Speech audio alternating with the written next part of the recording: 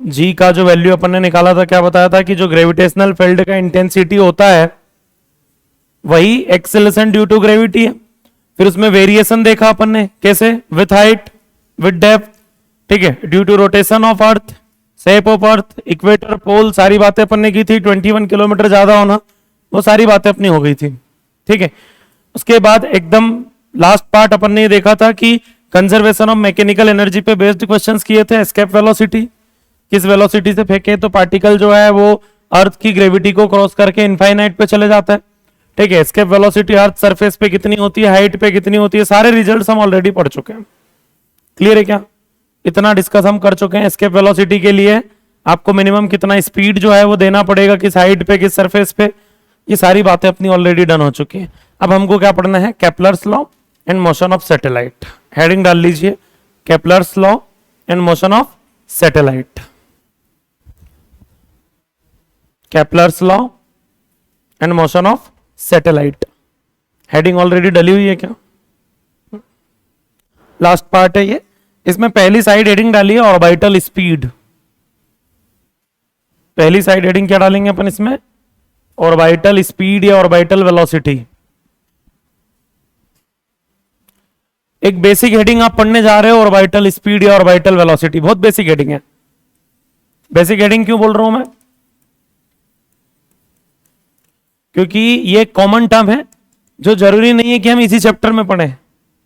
ये ग्रेविटेशन में पढ़ाया जाए ऐसा जरूरी नहीं है, ये इलेक्ट्रोस्टेट में भी पढ़ सकते हैं हम, ठीक है। मोशन ऑफ चार्ज पार्टिकल वाला एक पोर्शन जो मैंने अभी छोड़ा आपका मैग्नेटिज्म में, वो भी हम यहां डिस्कस करेंगे अभी।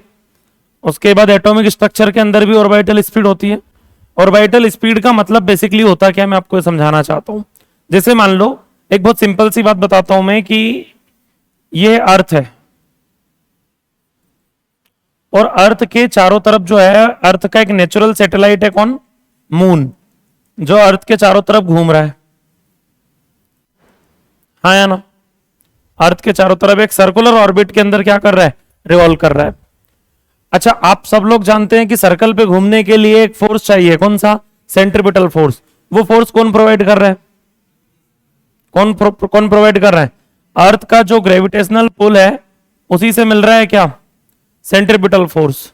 और ये फोर्स किधर लग रहा होगा? इस मून के ऊपर, टुवर्ड्स अर्थ। तो ये घूम क्यों रहा है? ये अर्थ की तरफ क्यों नहीं आ गया भाई? ये घूम क्यों रहा है? ये अर्थ की तरफ क्यों नहीं आ गया? हाँ जी, वो भी लगा रहा मतलब, तो अर्थ चले जाए उधर, वो भी क्या लगा रहा है? क्यों घूम रहा है ये? इधर क्यों नहीं आ जाता? जिधर फोर्स लग रहा है उधर जाना चाहिए कि नहीं जाना चाहिए? अरे फिजिक्स तो यही बोलती है ना, ये किसी भी बॉडी पे अगर जिधर फोर्स लगाओगे बॉडी उधर ही जाएगी, ऐसा बोलती है क्या फिजिक्स? ऐसा लिखा है क्या फिजिक्स में कहीं कि जिधर फोर्स लगेगा बॉडी उधर ही जाएगी? इस मार्कर पे ग्रेविटेशनल फोर्स किधर लग रहा है? नीचे। मैं चाहूं तो इसको ऊपर भी चला सकता हूं, जरूरी जिधर फोर्स लगेगा उधर ही जाएगी, हाँ या ना? अब एक सिंपल सा एग्जांपल देता हूं। आप में से कोई इधर से दौड़ते हुए आए, इधर से दौड़ते हुए आ रहा है और मैं उसको दूं धक्का इधर, ठीक है। तो जैसे ही मैं धक्का लगाऊंगा तो ऐसा होगा क्या कि वो दौड़ते दौड़ते आया, मैंने धक्का दिया, बोले इधर चलना, ऐसा होगा क्या? ऐसा नहीं होगा, वो ऐसे घूमेगा, ऐसे घूमेगा वो, ठीक है। एक कर्व्ड सरफेस बनती है। बात समझ में आ रही क्या? एक्चुअल में क्या है कि अर्थ जो है वो मून को खींचना तो चाहती है, लेकिन मून के पास क्या है? स्पीड है। और वो स्पीड जो है वो उस ऑर्बिट में घूमने के लिए किसी पर्टिकुलर स्पीड है कि अर्थ तो वही ट्राई कर रही है कि ये किधर आ जाए, अपने पास आ जाए। अब ये से घूमा घूमा, अर्थ ने फिर खींचा, फिर घूमा, फिर खींचा, फिर घूमा, और लगातार क्या कर रहा है? घूमते जा रहा है। जिस दिन मून घूमते घूमते रुक गया, उस दिन अर्थ मून को क्या करेगी? इसका एक और बेसिक एग्जांपल मान लो, मैं आपको आपके ऊपर एक रस्सी बांध दूं मैं, ठीक है, और यहां मैंने रस्सी पकड़ रखी है, आप दूर खड़े हैं, ठीक है। मान लो मैं बहुत ताकतवर इंसान हूं, मानना पड़ेगा ना, और मैं आपको खींच रहा हूं, मैं आपको क्या कर रहा हूं, और आपको पता है कि नहीं रुक सकते, ठीक है। स्मूथ सरफेस है, टाइल्स है मान लो, और आपको लग रहा है कि नहीं सर अगर खींच रहे हैं हमको, रस्सी बंधी हुई तो सर हमको खींच लेंगे, और आप नहीं आना चाहते इधर, तो आपके पास एक अल्टरनेट ऑप्शन है। आप क्या करने लगो, जिधर मैं खींच रहा हूं उसके परपेंडिकुलर आप दौड़ना चालू कर दो। आप दौड़ोगे, मैं खींचूंगा, आप घूमोगे, घूमोगे, मैं फिर खींचूंगा, फिर आप घूमोगे, आप लगातार दौड़ते जाओ जहां आप रुके, और मैंने आपको, तो ये होता है। ऐसा नहीं है कि फोर्स लग रहा है तो वो ऑब्जेक्ट वहीं चले जाएगा, उसके पास ही चले जाएगा। ऐसा तो इलेक्ट्रॉन पे भी फोर्स लग रहा है, कौन लगा रहा है? न्यूक्लियस। इलेक्ट्रॉन को खींचना चाहता है किधर? अपनी ओर, लेकिन इलेक्ट्रॉन जाते हैं क्या उसके पास? क्यों? क्योंकि वो लगातार घूमते रहते हैं। जहां घूमना बंद किया, वो पुल जो है या जो फोर्स है वो खींच लेगा उस टाइम पे। तो ऐसा हो सकता है क्या? हाँ, हो सकता है। जब तक, जैसे मैंने अभी रस्सी वाला जो एग्जांपल दिया, आप जब तक दौड़ते रहेंगे तब तक डिस्टेंस मेंटेन रहेगी। और मान लो अगर आप धीमा हो गए, आप क्या हो गए? धीमा हो गए, तो उससे भी फर्क पड़ता है कि आपको, मतलब आप मेरे पास में तो आपको किसी स्पीड से दौड़ना पड़ेगा, दूर है तो किसी स्पीड से दौड़ना पड़ेगा। उसके भी क्या है? फिक्स डेटा है। मतलब जैसे मैंने आपको बताया कि अगर आप पे रस्सी बांध दी जाए और आपको दौड़ना पड़े, तो दो व्यक्ति है, मान लो एक पे रस्सी बंधी हुई है, वो यहीं पास में खड़ा है, और एक व्यक्ति दूर खड़ा हुआ है, तो दोनों में से जो पास वाला व्यक्ति है उसको फास्ट दौड़ना पड़ेगा। ऑर्बिटल स्पीड डिस्टेंस के इनवर्सली प्रोपोर्शनल है। क्यों? क्योंकि इस पे जो है मैं फोर्स ज्यादा लगा पाऊंगा, पास में है ना। ग्रेविटेशनल फोर्स जो है वो डिस्टेंस के स्क्वायर के इनवर्सली प्रोपोर्शनल है। तो जो व्यक्ति पास में है उसको फास्ट मूव करना पड़ेगा, नहीं तो वो पुल हो जाएगा इजीली। तो वो डिपेंड करता है कि आपका ऑर्बिट कितना है, आप किस ऑर्बिट में घूम रहे हैं, उस पे डिसाइड होगी कौन? Orbital speed. ऑर्बिटल स्पीड वो मिनिमम स्पीड है जो किसी भी पार्टिकल के पास होनी चाहिए उस ऑर्बिट में घूमने के लिए। उसको क्या बोला जाता है? Orbital speed. सैटेलाइट्स का जो स्पीड रहता है। अब ये कॉन्सेप्ट होता है ऑर्बिटल स्पीड का। ऑर्बिटल स्पीड के लिए मैंने क्या लिख दिया बताओ? अरे ऑर्बिटल स्पीड के लिए क्या लिख दिया अपन ने? V naught. थोड़ा सा आगे बढ़ते हैं। सेंट्रीपिटल फोर्स कौन प्रोवाइड कर रहा है किसी भी सैटेलाइट को? Gravitational force. क्या सेंट्रीपिटल फोर्स जो होता है वो mv²/r होता है? क्या सेंट्रीपिटल फोर्स mv²/r होता है? v को मैंने क्या लिख दिया? Orbital speed. और अर्थ का ग्रेविटेशनल पुल कितना रहेगा? G_m बाय, बोलिए, r²। एक r से एक r कैंसिल हो गया, ये स्मॉल m से स्मॉल m। एक इंपॉर्टेंट पॉइंट, ऑर्बिटल स्पीड इस बात पे डिपेंड नहीं कर रही कि कौन घूम रहा है।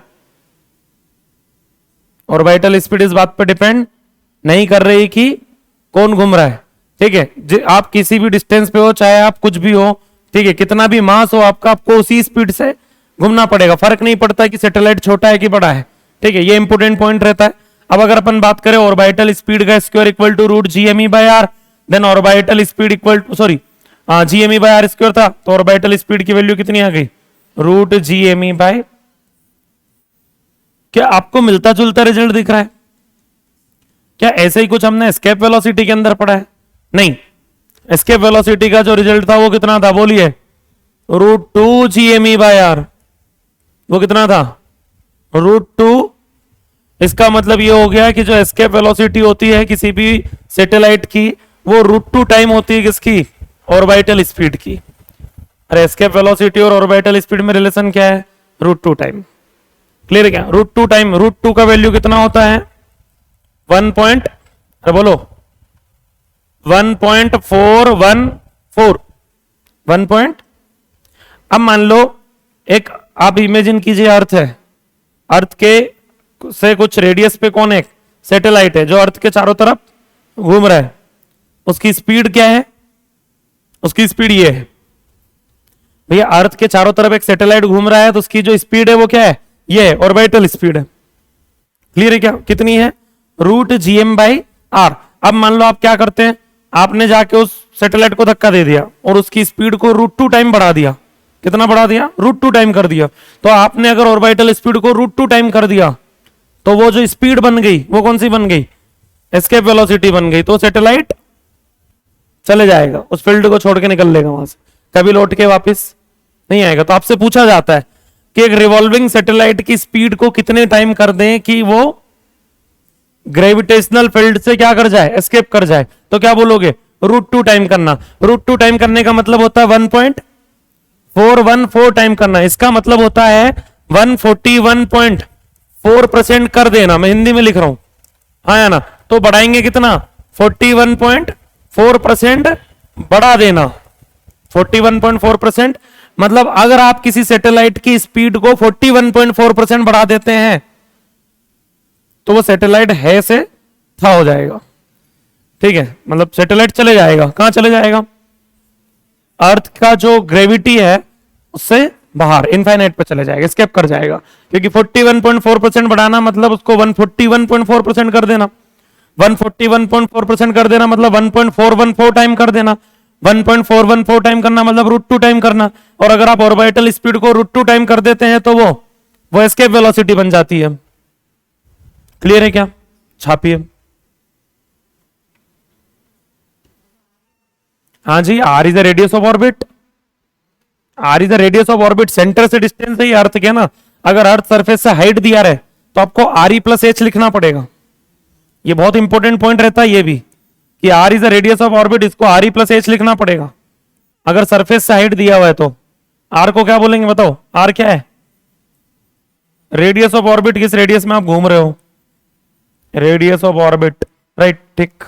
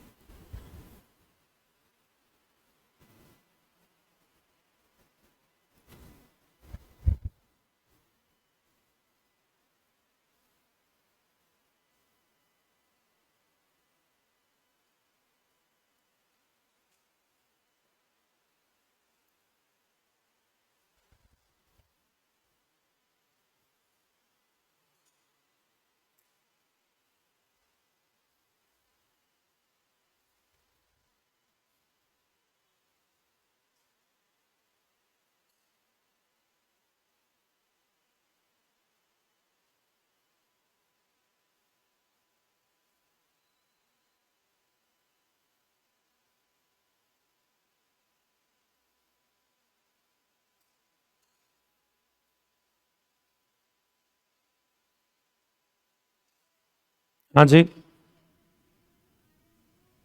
वो भी distance from centre of earth ही है। एस्केप वेलोसिटी जैसे अभी हम जाए, हम कहाँ हैं? अर्थ के सरफेस पे, तो यहाँ की एस्केप वेलोसिटी ज्यादा होगी, और कुछ हाइट पे जाके अगर किसी को एस्केप कराना तो वो काम क्या है? आसान है, मतलब आसान तो नहीं है, वहां पे वेलोसिटी कम रिक्वायर्ड होती है, काम तो वो टफ है, क्योंकि वहां जाएंगे कैसे?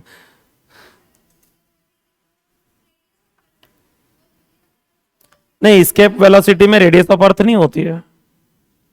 एस्केप वेलोसिटी में किसने बोला रेडियस ऑफ अर्थ होती है? उसमें भी नहीं, उसमें आर ही तब आता है भैया जब अर्थ सरफेस का एस्केप वेलोसिटी पूछा जाए। भाई एस्केप वेलोसिटी मतलब आपको कहां से फेंकना है। अगर आप हाइट से फेंक रहे हो तो वही आर ई प्लस एच आएगा उसमें भी, तो मैंने दोनों को क्या लिख दिया? स्मॉल आर लिख दिया अभी, ठीक है। अर्थ सरफेस का वही है।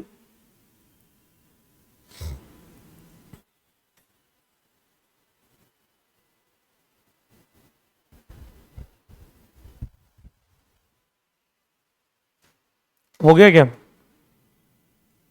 हम्म, बायो में क्या हो चला? हो गया, चालू है, कल हो जाएगा।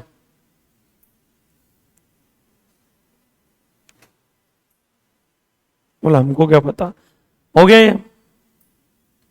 अब यहां पर ना कुछ सिंपल वैरायटीज पूछी जाती है, कुछ हाइपोथेटिकल क्वेश्चंस पूछे जाते हैं। हाइपोथेटिकल मतलब कि जैसे न्यूटन लॉ ऑफ ग्रेविटेशन जो है, उन्होंने क्या बोला है कि जो फोर्स है वो डिस्टेंस के स्क्वायर के इनवर्सली प्रोपोर्शनल है। तो हमसे ऐसा पूछा जाता है कि मान लो वहां पे डिस्टेंस का स्क्वायर नहीं होके डिस्टेंस का क्यूब होता, तो फिर ऑर्बिटल स्पीड पे का जो रिलेशन है आर के साथ वो क्या आता? जैसे अभी आप बोल रहे हो कि ऑर्बिटल स्पीड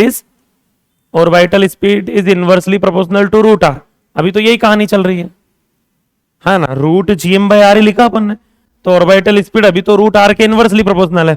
बट अगर वहां पे आर स्क्वायर नहीं होकर आर क्यूब होता तो क्या हो जाता? या आर क्यूब नहीं होता, सिंपल आर ही होता तो क्या हो जाता? तो ऐसे कुछ भी क्वेश्चंस पूछे जा सकते हैं। तो मैं ऐसा मान के चलता हूं, if gravitational force is inversely proportional to R to the power N, मतलब ऐसा होता नहीं है एक्चुअल में, तो सच्चाई में जो रूल है वो क्या है? आर स्क्वायर के इनवर्सली प्रोपोर्शनल है। कौन? ग्रेविटेशनल फोर्स, 2 पॉइंट मास के बीच में लगने वाला। लेकिन ऐसे क्वेश्चन पूछे जाते हैं कि R to the power N होता तो क्या करते फिर? तो फिर क्या करते देखो, ऐसा होता फिर वो G m1 m2 by R square, नहीं आर की पावर क्या होती?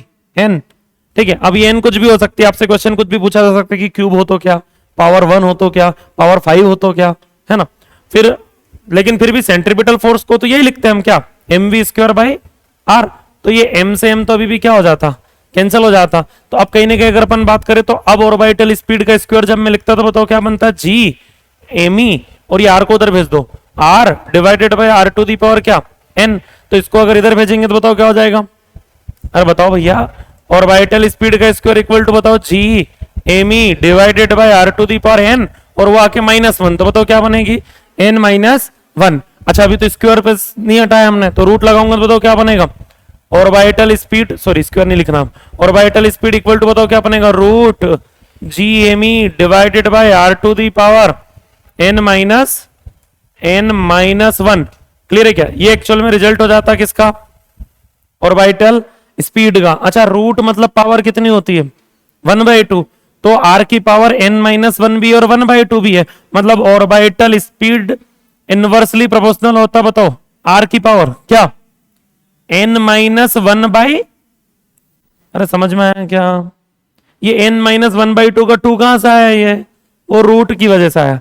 अब जनरली जो ग्रेविटेशनल फोर्स होता है वो आर का क्या होता है, स्क्वायर, तो एन की वैल्यू कितनी होती है, 2, तो बताओ 2 -1 1/2, मतलब रूट आर के इनवर्सली, जनरली क्या होता है, रूट आर के इनवर्सली प्रोपोर्शनल होता है। छापिए, जनरली क्या मतलब, सच्चाई में यही होता है ना, जनरली वाली बात ही नहीं उसमें। ये तो हाइपोथेटिकल क्वेश्चन से, मान लो ऐसा हो जाता तो क्या होता बताओ, तो बेचारे न्यूटन का क्या होता अगर ऐसा हो जाता, तो उसका तो रूल ही गलत हो जाता। आपको क्वेश्चन की पड़ी है,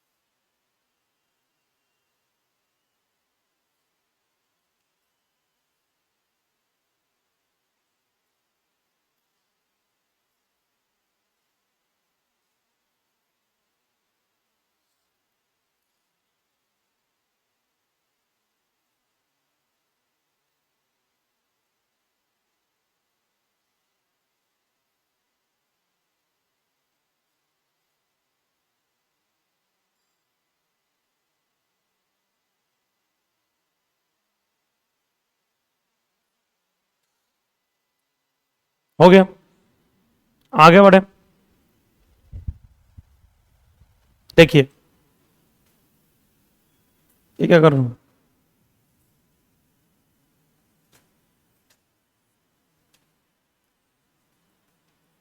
ये रेडियस ऑफ अर्थ है, और एक सैटेलाइट को मुझे यहां चलाना है, तो इसकी ऑर्बिटल स्पीड क्या होनी चाहिए, ये इसके अर्थ सरफेस से क्या हो गई, हाइट।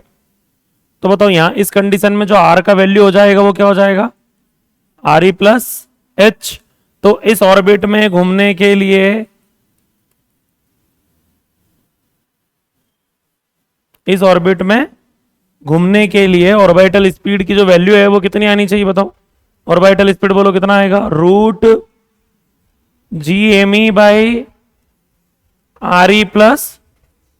अब क्या होता है कभी कभी कि ये जो हाइट होती है बहुत छोटी होती है, किसके कंपेयर में, मतलब हम थोड़ा बहुत ऊपर चले गए, ठीक है, थोड़ा बहुत मतलब, थोड़ा बहुत मतलब, हाँ मतलब 50-100 किलोमीटर तक चले गए, 10-20 किलोमीटर पर चले गए। अब 20 किलोमीटर भी बहुत हाइट होती है, जहां एरोप्लेन नहीं उड़ते, 20 किलोमीटर हाइट पे आप चले गए मान लो, तो उस कंडीशन में ऑर्बिटल स्पीड का रिजल्ट बताओ क्या हो जाएगा, अंडर द रूट बोलो, G M E by R E plus H, में से एच को नेग्लेक्ट कर देंगे। और मान लो मैं ऐसा कर दूं तो कैसा, इस रूट के अंदर आर ई से ऊपर और आर ई से नीचे मल्टीप्लाई कर देता हूं, ठीक है। तो क्या होता है कि ये G M by R E square जो है क्या बन जाता है, जी बन जाता, छोटा जी आया ना, तो रिजल्ट क्या हो जाता, under the root G R E. G का वैल्यू 10, अरे जी का वैल्यू कितना 10, और आर ई का वैल्यू 6400 इंटू 10⁻3, तो वो एक और 10 जो आएगा वो बनेगा 10⁻4 हो जाएगा। अरे 6400 किलोमीटर होता है रेडियस ऑफ अर्थ, तो 6400 इंटू 10⁻3 बनेगा, नहीं आया।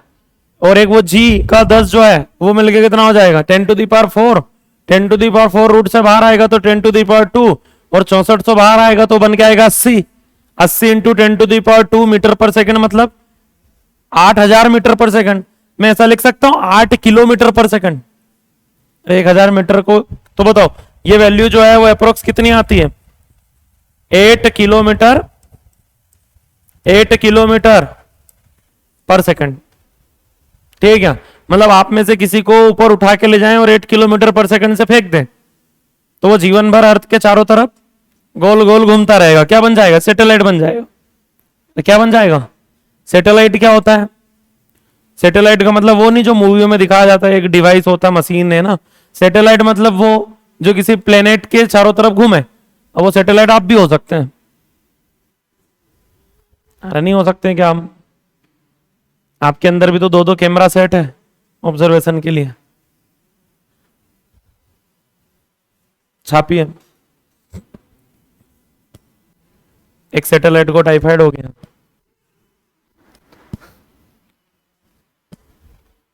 उसी को फेंक सकते हैं 8 किलोमीटर पर सेकंड से, तो आ रहा है, क्लास आ रहा है अभी, अच्छा घर से भी आ रहा है,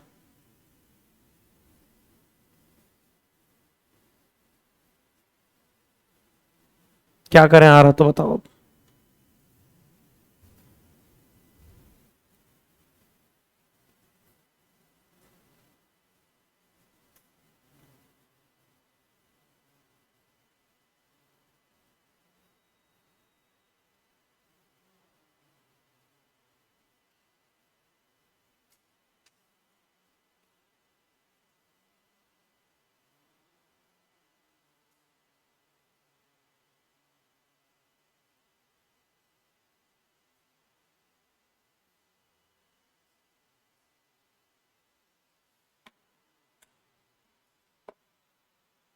हो गया क्या,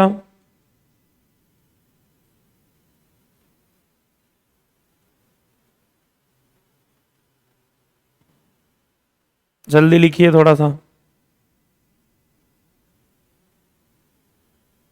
हो गया।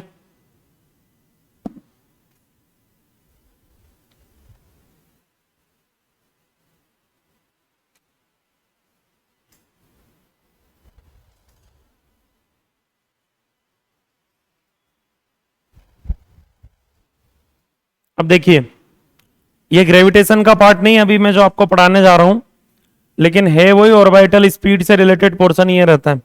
इलेक्ट्रोस्टेट में आपने देखा कि मान लो आपके पास एक कोई लीनियर चार्ज है जिसकी लीनियर चार्ज डेंसिटी क्या है, लेमडा, जिसकी लीनियर चार्ज डेंसिटी क्या है, पॉजिटिव चार्ज है इस वायर पे पूरे पे। अब मान लो यहां हमारे पास एक नेगेटिव चार्ज पार्टिकल है Q, और हम चाहते हैं कि ये Q जो है वो इसके चारों तरफ घूमे, मतलब ये ऐसा वायर हो गया, ये क्या हो गया वायर, और एक नेगेटिव चार्ज को मैं ऐसे ऊपर फेंकू ताकि वो इसके चारों तरफ घूमता रहे, किसके चारों तरफ घूमता रहे, इस वायर के चारों तरफ। अब ये प्लस और उसमें क्या है माइनस, तो ये तो उसको क्या करेगा खींच लेगा, लेकिन मैंने बताया नहीं खींच पाएगा अगर मैं एक मिनिमम स्पीड दे देता हूं, वहां घूमने के लिए जो स्पीड चाहिए वो अगर दे दी तो हमेशा इसके चारों तरफ घूमता रहेगा। तो उस कंडीशन में इसको जो स्पीड दी जाती है ऑर्बिटल स्पीड, उसका एक रिजल्ट हम रेडी करते हैं। यहां पे सेंट्रीपिटल फोर्स कौन लगेगा, यहां पे इलेक्ट्रोस्टैटिक फोर्स सेंट्रीपिटल फोर्स लगेगा। तो बताओ इलेक्ट्रोस्टैटिक फोर्स ही क्या है, सेंट्रीपिटल फोर्स है। और इलेक्ट्रोस्टैटिक फोर्स कितना होता है? के Q1 Q2 बाई, लगा दूं यहां पे, क्यों?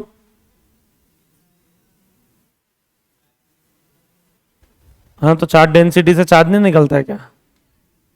चार्ज डेंसिटी दिया है तो लेमड़ा क्यू बाई एल होता है, तो क्यू से लेमड़ा एल नहीं निकलेगा क्या? चलो मैं चार्ज दे देता, मान लो कैपिटल क्यू, फिर लगा देते।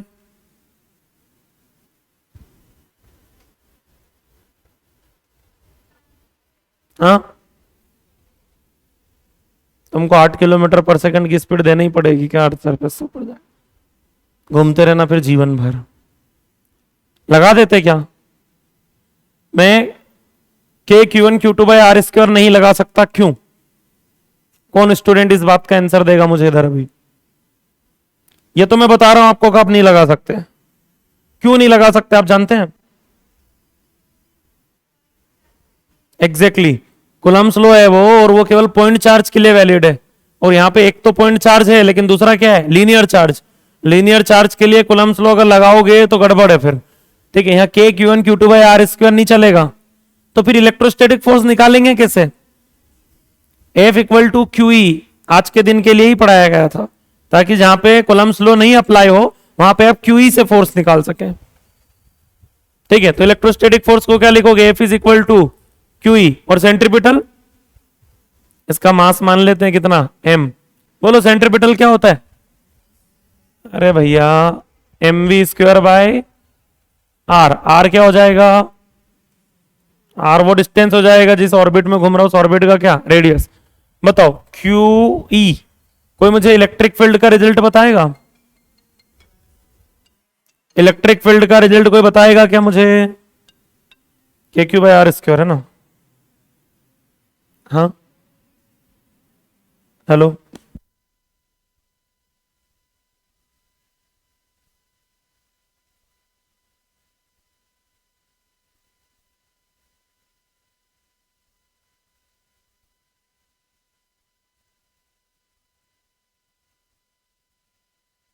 हाँ बोलो।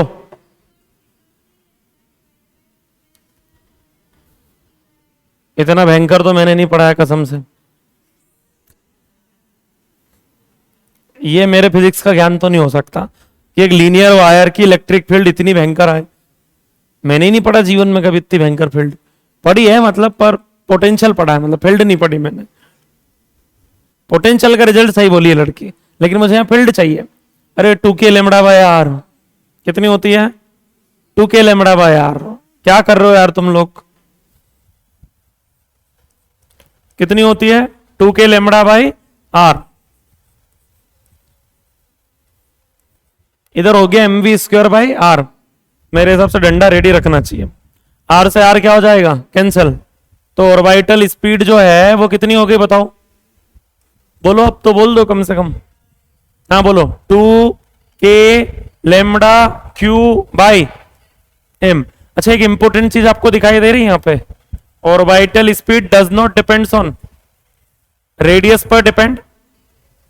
मतलब इस लीनियर वायर के चारों तरफ चाहे यहां फेंको चाहे यहां फेंको, स्पीड सेम ही देना पड़ेगा। क्या सेम रखना पड़ेगा? ऑर्बिटल स्पीड आपको सेम रखना पड़ेगा, वो रेडियस पे डिपेंड ही नहीं कर रहा है। बात समझ में आ रही क्या? आप चाहो तो इस के को क्या लिख सकते हो? 1/4 पाई एप्सिलॉन नॉट। तो उस 4 पाई में से वो जो 4 है वो 2 से कैंसिल हो जाएगा, तो रिजल्ट क्या हो जाएगा बताओ? Lambda Q by 2 pi epsilon naught M. क्या हो जाएगा? ऑर्बिटल स्पीड का रिजल्ट क्या हो जाएगा बताओ? Lambda Q by 2 pi epsilon naught M. ठीक है, ये भी एक रिजल्ट रहता है। छापे।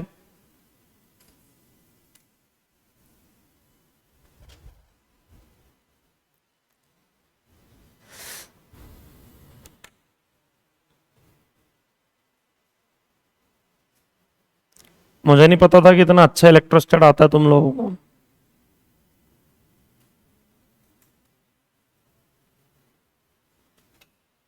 एक बार मेरा सिलेबस खत्म हो जाना था बस, उसके बाद तो 8-10 डंडे ला के रखना पड़ेंगे।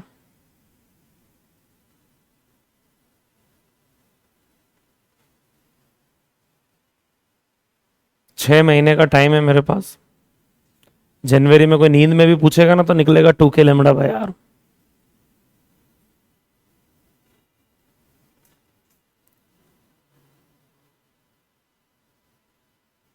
पुराने लोग सही बोल के गए कि जो लातों के भूत है वो बातों से नहीं मानते।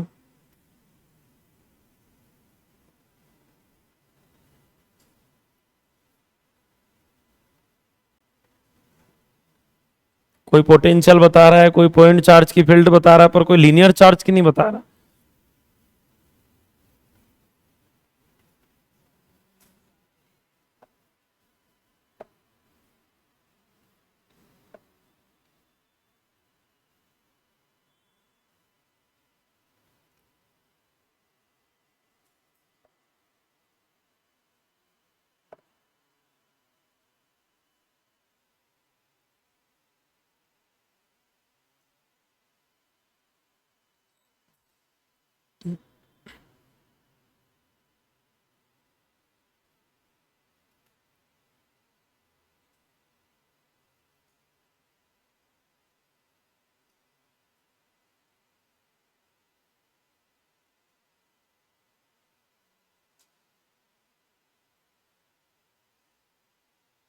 हो गया क्या?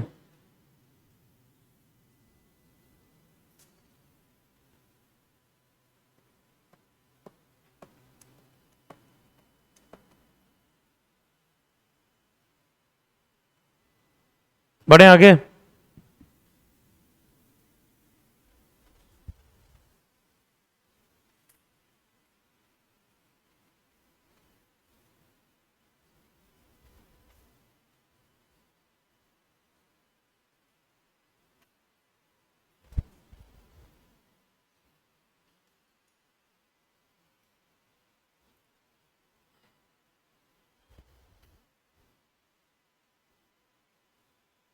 बढ़े क्या आगे अब? मान लो कोई पॉजिटिव चार्ज है कैपिटल क्यू, पॉइंट चार्ज है मान लो, और एक चार्ज है माइनस क्यू।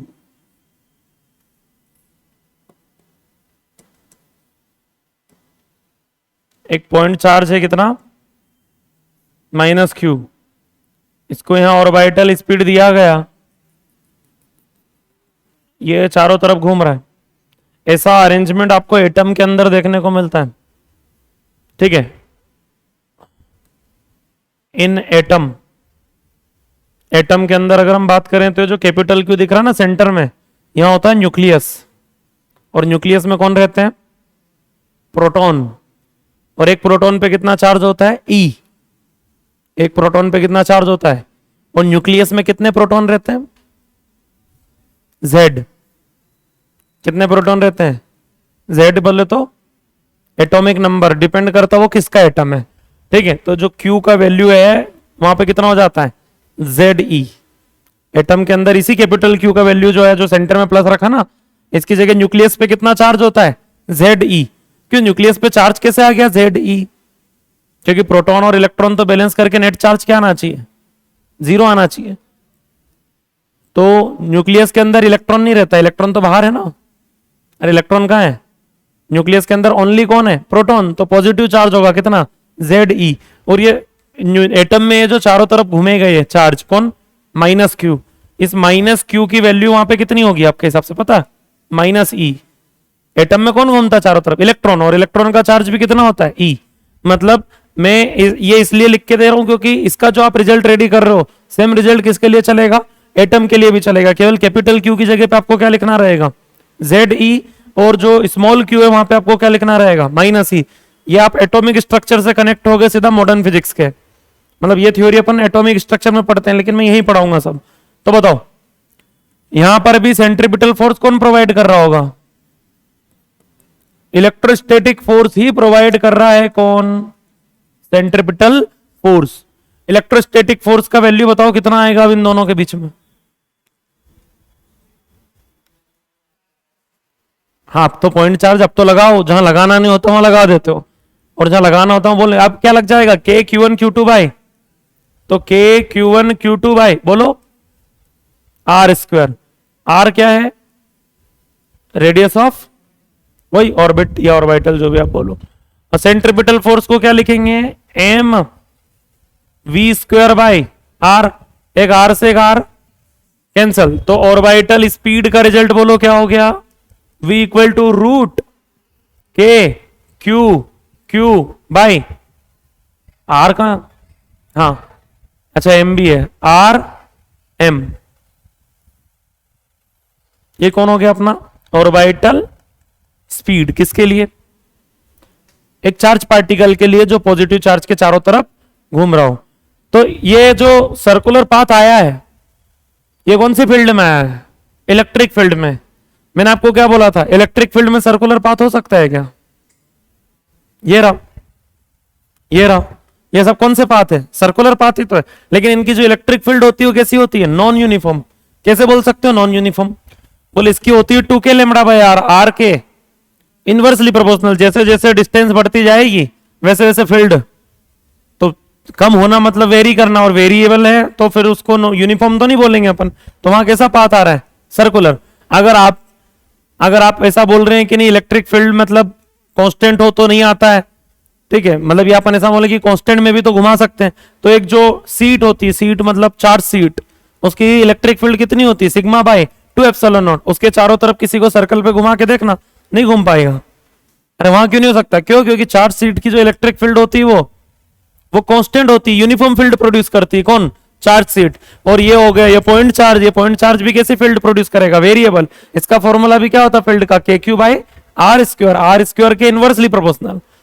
आपकी दो पॉइंट ऐसे ढूंढ ही नहीं सकते पॉइंट चार्ज के आसपास जहां पे इलेक्ट्रिक फील्ड की वैल्यू सेम हो, बोले ऐसे कैसे नहीं ढूंढ सकते। ये रहा पॉइंट चार्ज, मान लो इससे 3 सेंटीमीटर यहां आ जाऊं मैं और 3 सेंटीमीटर इधर आ जाऊं, ठीक है, तो यहां भी तो फील्ड, दोनों जगह फील्ड तो क्या आ गई, सेम। ऐसे कैसे नहीं ढूंढ सकते दो पॉइंट जहां पे फील्ड की वैल्यू सेम आ जाए। क्या इन दोनों जगह पे इलेक्ट्रिक फील्ड का वैल्यू सेम होगा, नहीं, डिफरेंट होगा। क्यों डिफरेंट होगा, electric field is a vector quantity, अगर उसको आपको सेम करना है तो मैग्नीट्यूड डायरेक्शन दोनों सेम करना पड़ेंगे। यहां डायरेक्शन इधर आएगी इधर, और यहां डायरेक्शन इधर आएगी अवे फ्रॉम पॉजिटिव, तो बोले अगर यही, चलो मान लो यहां और यहां, अब तो डायरेक्शन सेम हो गई, मैग्नीट्यूड डिफरेंट हो गया, डायरेक्शन सेम हो गई तो कौन डिफरेंट हो गया, मैग्नीट्यूड डिफरेंट हो गया। दोनों में से दोनों चीजें एक साथ सेम ला ही नहीं पाओगे, अब दो पॉइंट ऐसे ढूंढ ही नहीं पाओगे जहां पे इलेक्ट्रिक फील्ड का वैल्यू क्या हो। अरे भैया कुछ समझ में आ रहा क्या बोलना चाह रहा हूं, पक्का। तो पॉइंट चार्ज की फील्ड कैसी होती है, अरे पॉइंट चार्ज की फील्ड कैसी होती है, नॉन यूनिफॉर्म फील्ड होती है। क्या नाम रखा था अपन ने इसका इलेक्ट्रोस्टेट में, रेडियल फील्ड, वेरी गुड। अच्छा फॉर एटम, एटम के लिए अगर अपन बात करें, एटम के लिए अगर मैं ऑर्बिटल स्पीड की बात करूं तो बताओ क्या रिजल्ट आना चाहिए आपके हिसाब से एटम में, बोलिए, root K Z E square, capital Q बनेगा जेड ई, स्मॉल क्यू बनेगा ई, तो Z E into E, Z E square by R mass of electron. अरे एटम में जो मास ऑफ पार्टिकल है जो घूम रहा है वो कौन होता है, इलेक्ट्रॉन होता है, तो वहां पे मास ऑफ इलेक्ट्रॉन रखेंगे। अच्छा आपको एक चीज बताइए मुझे कि इस पूरे डेटा में ये जो ऑर्बिटल स्पीड का जो रिजल्ट मैंने लिखा है इसमें केवल क्या पता होना जरूरी है, मुझे केवल रेडियस दे दे और एटम का नाम बोल दे। अरे रेडियस दे के एटम का क्या बोल दे, नाम बोल दे, तो सारी चीजें, क्योंकि के होता है 9 into 10 to the power 9, atom का नाम बोल दिया तो उसका जेड फिक्स हो गया, ई की वैल्यू भी फिक्स है, मास ऑफ इलेक्ट्रॉन भी फिक्स है। अगर मेरे पास रेडियस का रिजल्ट हो तो मैं स्पीड का रिजल्ट भी दे सकता हूं, और बोर ने यही किया एग्जैक्टली, बोर ने यहीं से निकाला है। और स्पीड का रिजल्ट कितना, 2.18 into 10 to the power 6 Z/n metre पर सेकंड। कहां से आया, यहीं से तो आया। अरे बात समझ में आ रही क्या, बोर ने जो भी रिजल्ट्स रेडी किए कहां से किए, इलेक्ट्रोस्टेट से ही किए हैं, यही ऑर्बिटल स्पीड के रिजल्ट्स हैं, रेडियस हो गया और सबके सारे चीजें छापते जाइए, छापिए।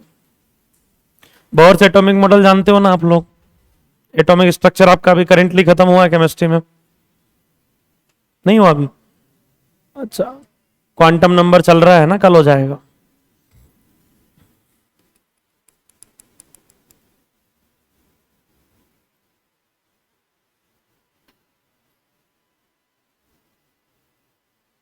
अभी आप लोगों ने केमिस्ट्री का एटॉमिक स्ट्रक्चर पढ़ लिया, फिर आप फिजिक्स का एटॉमिक स्ट्रक्चर पढ़ना एक बार।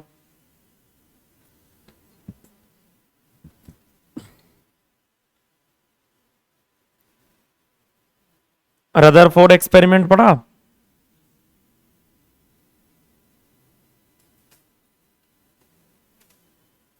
मान लो 4000 पार्टिकल ऐसे हैं, 4000 अल्फा पार्टिकल जो है वो 60 डिग्री पे डेविएट हुए, तो 30 डिग्री पे कितने पार्टिकल डेविएट हो? रिजल्ट पड़ा है? बस ठीक है, छापो फिर। क्या रिजल्ट है?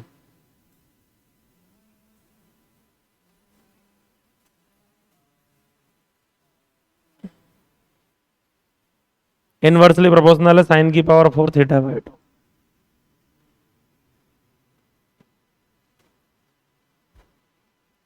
मैक्सिमम अप्रोचिंग डिस्टेंस नहीं पढ़ा?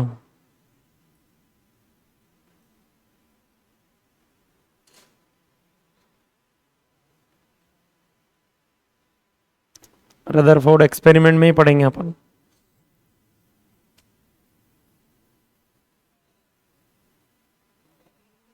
एटॉमिक स्ट्रक्चर पढ़ना पड़ेगा, अभी तो आपने कुछ नहीं पढ़ा है।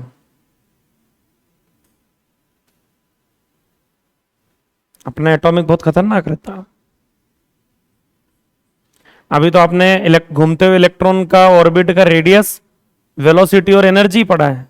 अभी तो आपको मैग्नेटिक मोमेंट, मैग्नेटिक फील्ड, उसकी करंट और ये सारी चीजें में निकालना पड़ेगा। मैग्नेटिक फ्लक्स, ठीक है, उसका एंगुलर स्पीड, टाइम पीरियड, ये सब कौन निकालेगा?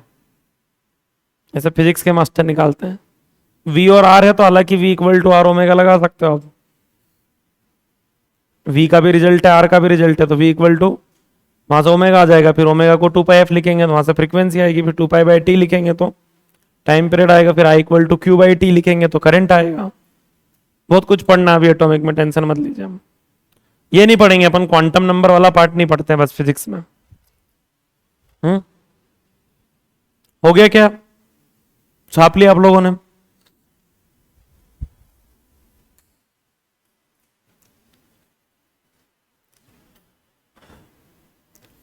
ग्रेविटेशन अपन चैप्टर पढ़ रहे हैं, ये मॉडर्न फिजिक्स का पार्ट है। इसके पहले जो पढ़ा है वो इलेक्ट्रोस्टेट या मैग्नेटिज्म में पढ़ाता हूं मैं जनरली।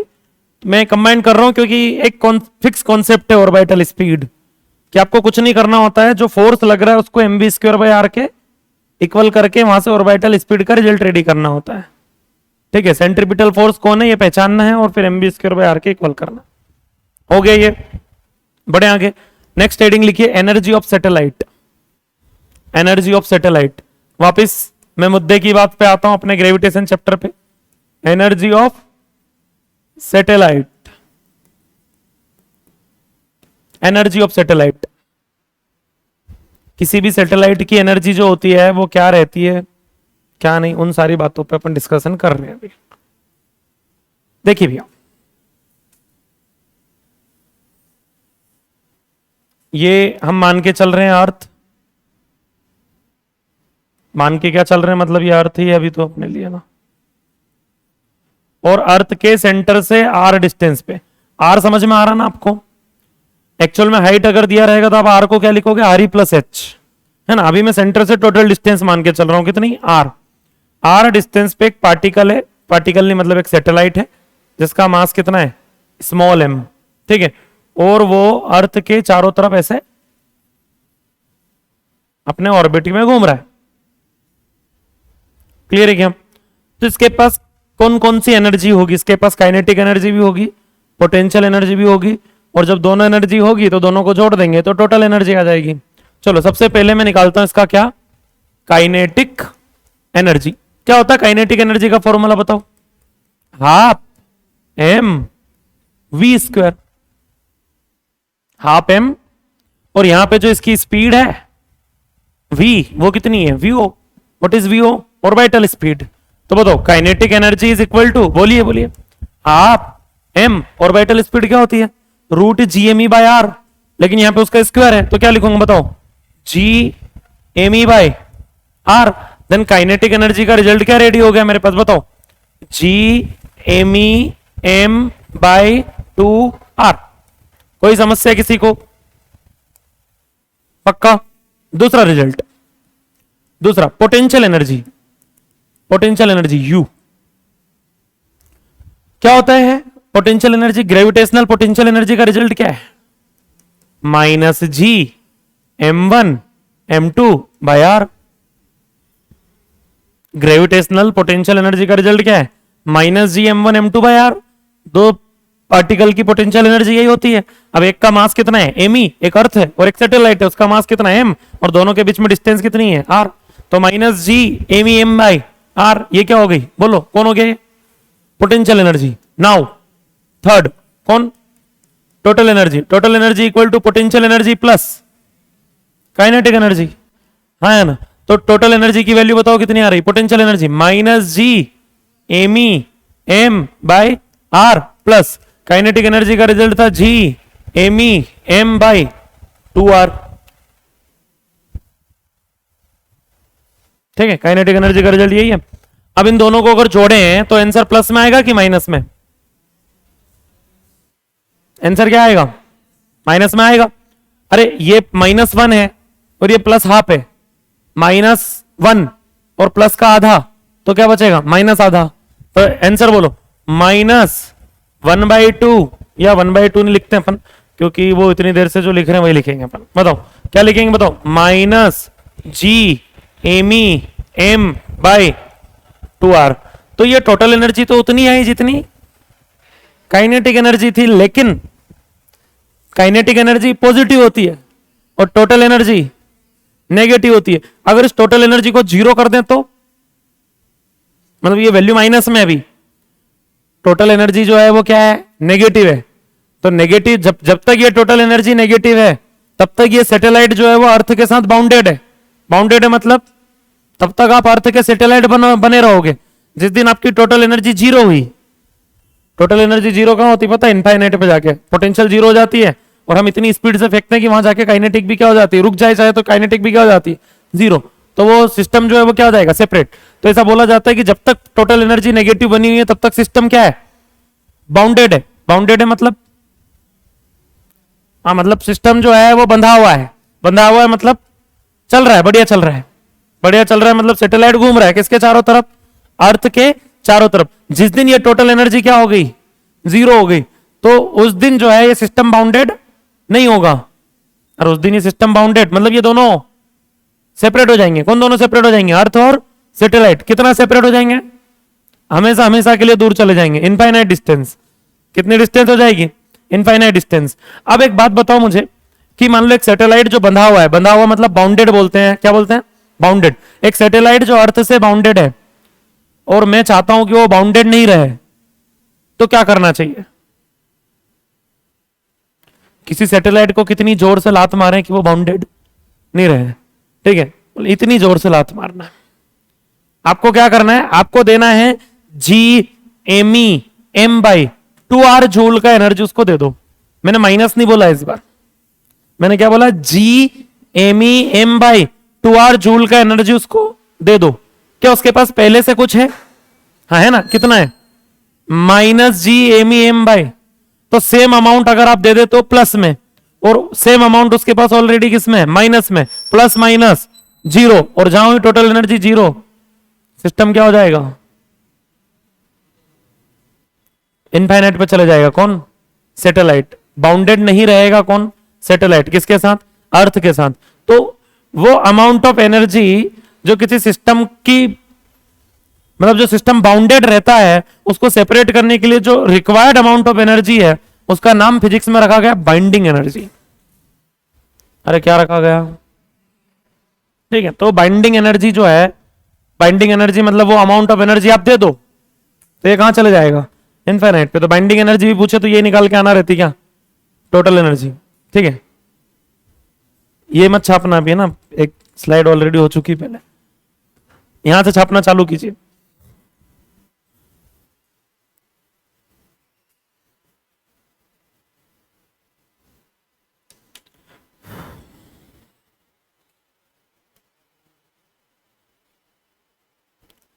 समझ में आ रहा है या सब स्किप कर जा रहा है?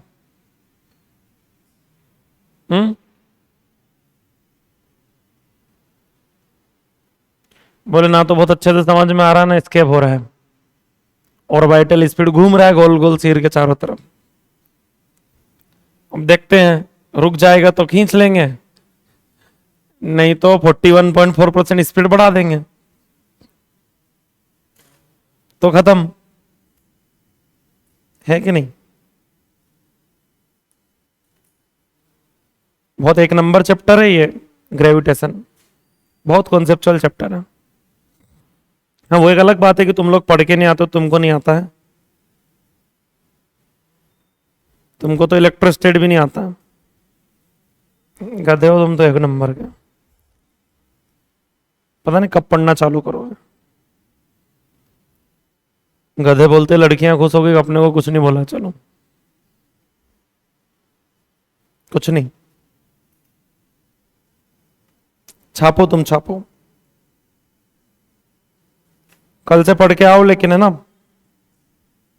1 तारीख से दिन में तुम्हारे ना 2 टेस्ट लेना पड़ेंगे, एक में काम नहीं बनेगा। 1 अगस्त से 2 टेस्ट पर डे मिनिमम अपन देके चलें, ताकि 6 महीने के 180 दिन बनते हैं तो 300 टेस्ट तो देखें। हाँ हाँ लेंगे ना, एक एक चैप्टर लेंगे, मत टेंशन लो, एक एक चैप्टर का टेस्ट लूंगा मैं तुम्हारा। 11th पढ़ाने के बाद नहीं, मैं भैया टेस्ट तो ले लूंगा पहले, वो पहले समझते हैं, पहले 12th का टेस्ट चला लेंगे सर हाथों।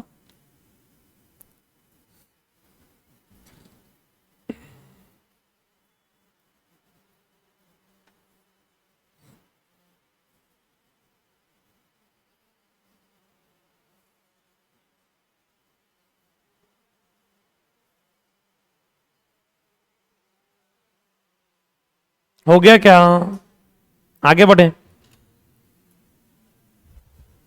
क्या करूं, अच्छा बोलो, हाँ बोल सकते हो, बोल दो, डर क्यों रहे हो यार। राखी की छुट्टी, राखी कब है, 9 अगस्त को ना, 9 को डे कौन सा है, मंडे, हाँ तो संडे मंडे और क्या, 8 9,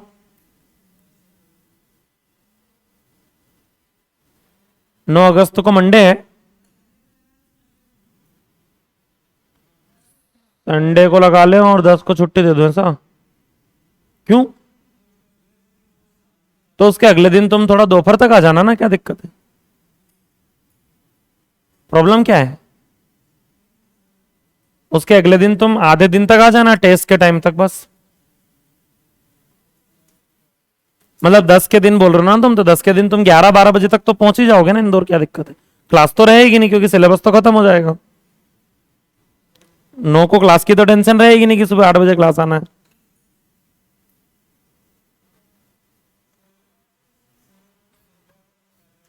हाँ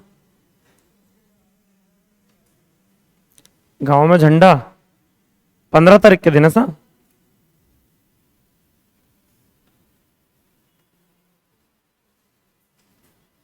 देश सेवा ही कर लेनी थी ना, फिर इधर क्यों आया।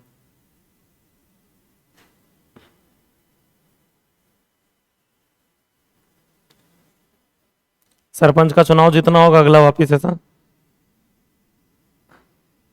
अभी है ना सरपंच तेरे घर वाले के भी नहीं है, पहले थे, अभी है,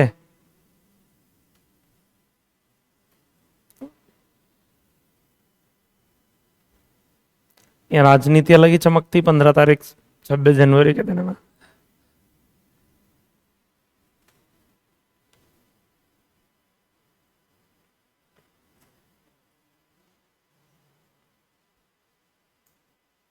हो गया क्या,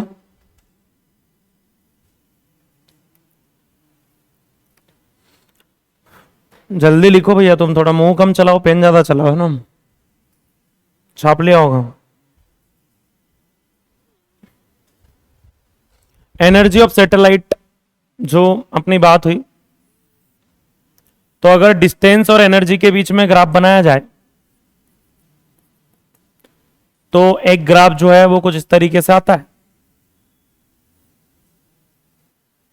एक ग्राफ कुछ इस तरीके से आता है, एक ग्राफ कुछ इस तरीके से आता है, तो 3 ग्राफ आते हैं, 1 2 और ये तीसरा। क्या आप मुझे बता सकते हैं कि कौन सा ग्राफ किसका है? पहला तो पक्का समझ में आ गया सबको, काइनेटिक एनर्जी, क्योंकि वो पॉजिटिव होती है। दूसरा, वेरी गुड, दूसरा टोटल एनर्जी का है। और तीसरा कैसे पता चला? क्योंकि टोटल एनर्जी ज्यादा नेगेटिव होती है कि पोटेंशियल एनर्जी ज्यादा नेगेटिव होती है? हाँ भैया, मैं आपको ये बताना चाह रहा हूं कि मान लो काइनेटिक एनर्जी 20 जूल है, तो टोटल एनर्जी -20 जूल आएगी, और पोटेंशियल एनर्जी -40 जूल आएगी। पोटेंशियल एनर्जी की जो वैल्यू होती है ना, वैल्यू माइनस पे अगर नहीं जाओ तो काइनेटिक एनर्जी और पोटेंशियल एनर्जी दोनों से डबल होती है। अरे दोनों से क्या होती है? डबल होती है, ध्यान रखना। अच्छा एक बात बताइए, अब अगर कोई आपसे बोले कि एक सैटेलाइट ऑर्बिट शिफ्ट करता है, ऑर्बिट शिफ्ट करता है मतलब एक ऑर्बिट से दूसरे ऑर्बिट में जाता है। एक ऑर्बिट से कहां जाता है? दूसरे ऑर्बिट में। जब वो पहुंचता है तो रेडियस उसकी बढ़ती है, ऑर्बिट का रेडियस क्या होगा उसका? बढ़ेगा। तो रेडियस बढ़ने पे आप क्या बोलना चाहेंगे काइनेटिक एनर्जी, पोटेंशियल एनर्जी और टोटल एनर्जी के बारे में? क्या फर्क पड़ता है काइनेटिक एनर्जी को रेडियस बढ़ने से? डिक्रीज होती है। पोटेंशियल एनर्जी इंक्रीज होती है। टोटल एनर्जी इंक्रीज होती है, क्योंकि माइनस में कम होना क्या हो जाता है? बढ़ना हो जाता है। ठीक है।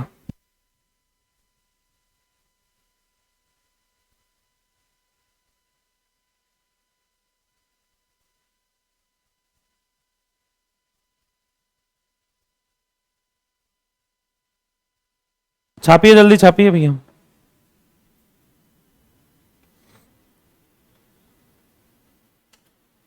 जल्दी छापते जाओ।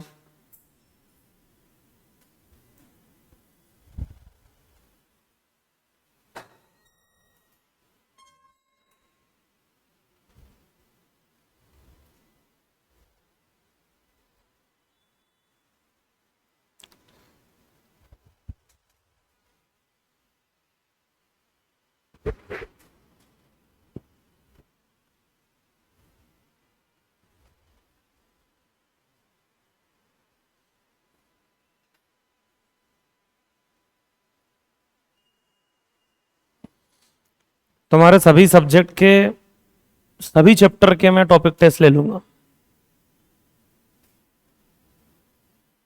टॉपिक टेस्ट मतलब एक एक चैप्टर का एक एक टेस्ट बना दूंगा मैं।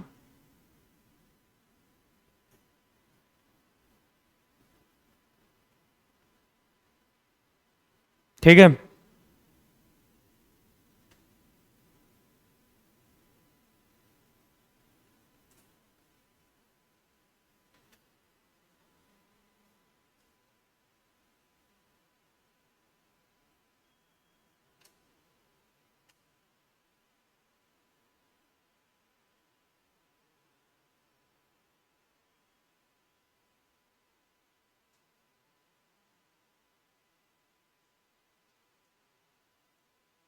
हो गया।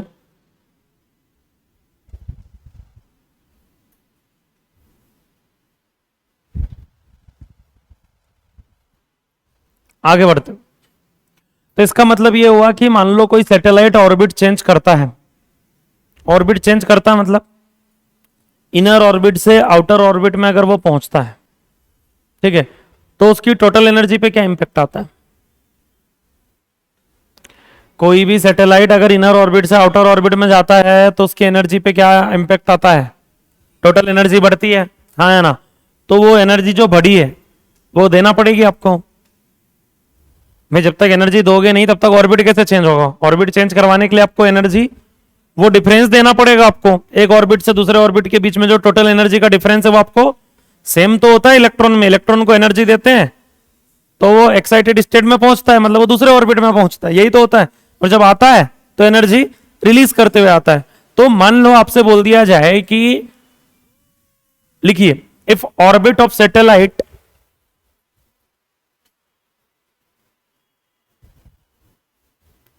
if orbit of satellite is changed from r1 to r2,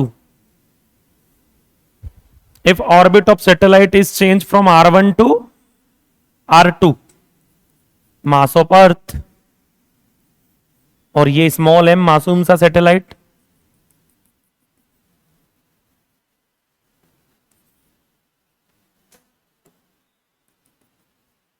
इसका रेडियस पहले कितना था बताओ, R1।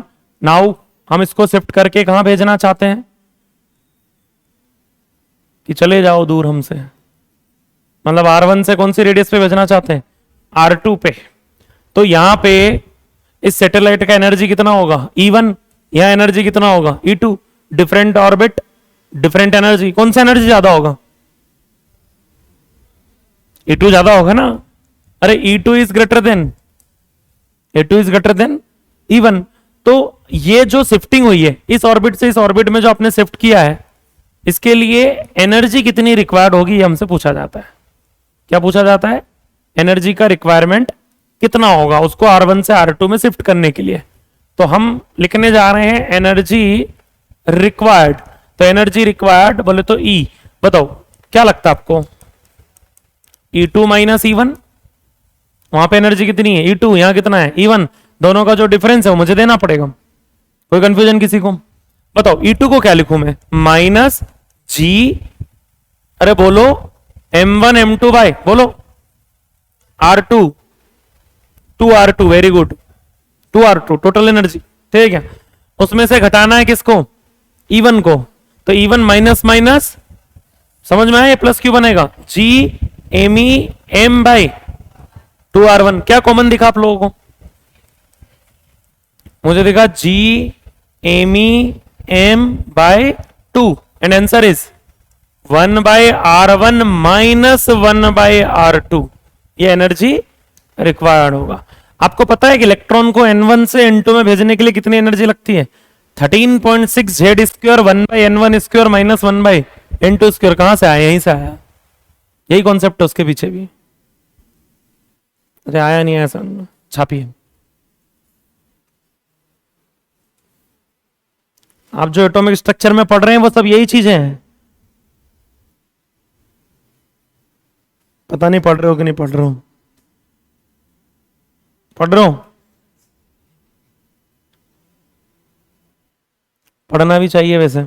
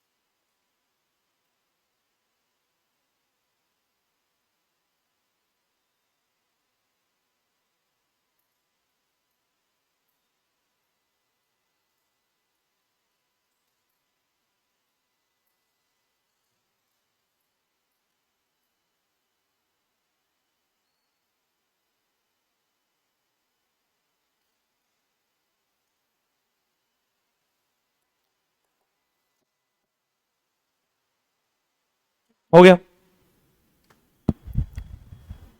बढ़े आगे। सैटेलाइट से रिलेटेड वैसे तो और भी डेरिवेशंस हैं, लेकिन अभी एट द टाइम जो है वो उनको हम केपलर्स लॉ में भी डिराइव करते ही हैं। तो आप लास्ट हेडिंग लिखिए टाइप्स ऑफ सैटेलाइट।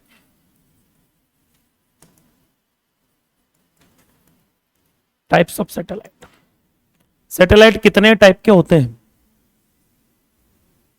बेसिकली अगर अपन बात करें तो सैटेलाइट्स आर टू टाइप्स। एक होता है नेचुरल सैटेलाइट और एक होता है आर्टिफिशियल सैटेलाइट। नेचुरल मतलब जो ऊपर वाले की देन हो, जो पहले से अर्थ के चारों तरफ घूम रहा है, वो नेचुरल सैटेलाइट। और एक वो जो हम भेजते हैं, हम जो लॉन्च करते हैं किसी ऑर्बिट में और हम घुमाते हैं अर्थ के चारों तरफ, ठीक है, तो वो कौन सा हो जाता है? Artificial satellite. अपना नेचुरल सैटेलाइट कौन है? मून, ठीक है। मून अपना क्या है?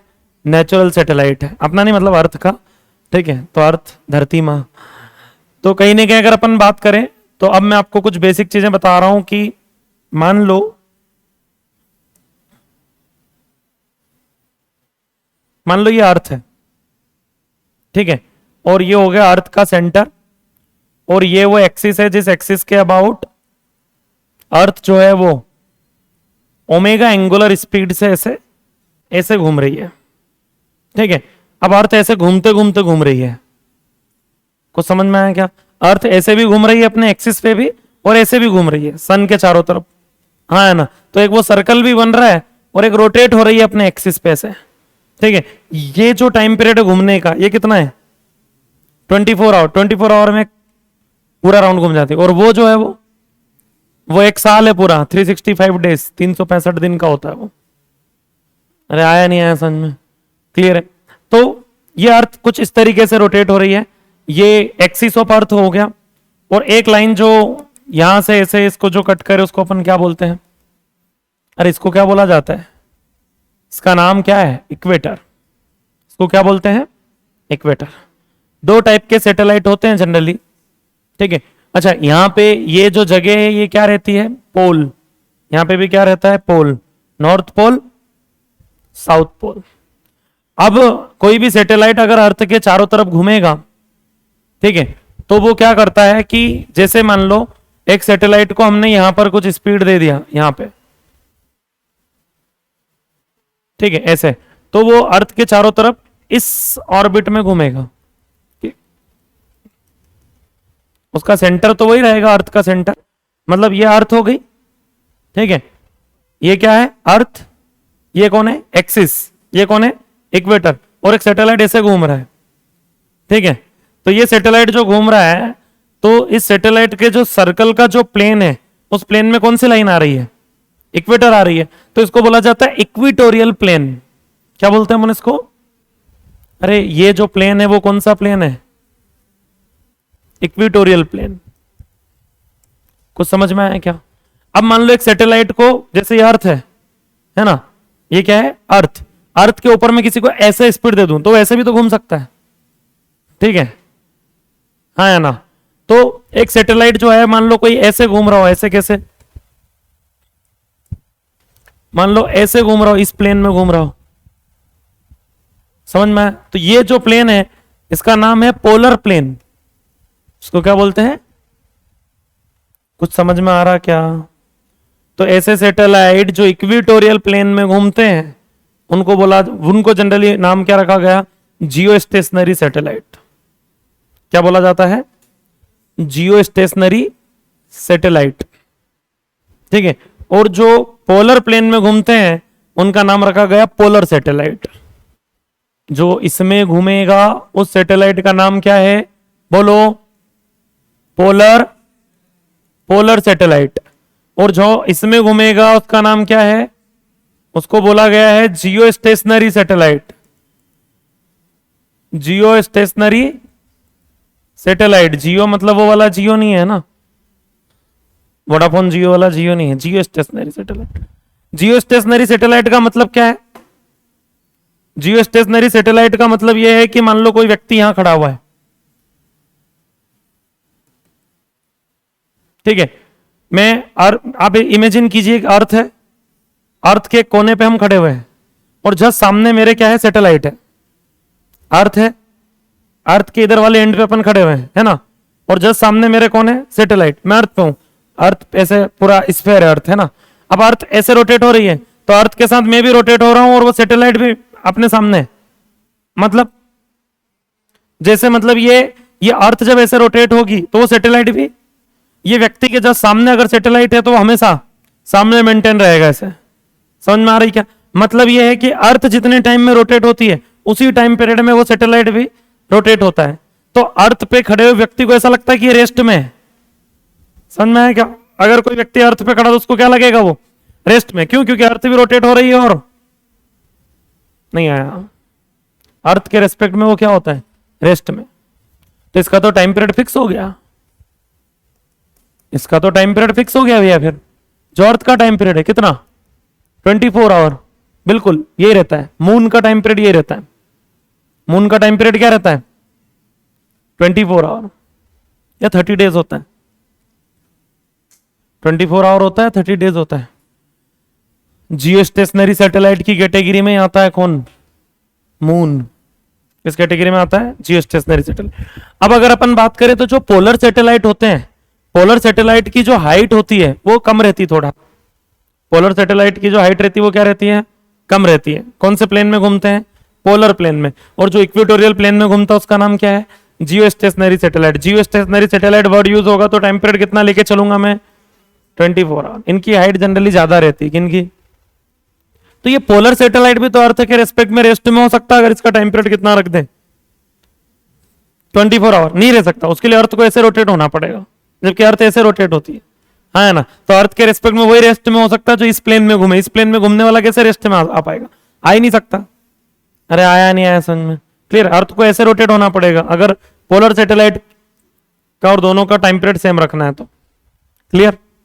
समझ में? डायग्राम बना लो। बाकी आपको सैटेलाइट की जो थ्योरी है उसके लिए रीड, वेरी गुड, समझदार हैं आप, कि इसके लिए आपको एनसीईआरटी रीड करना पड़ेगा।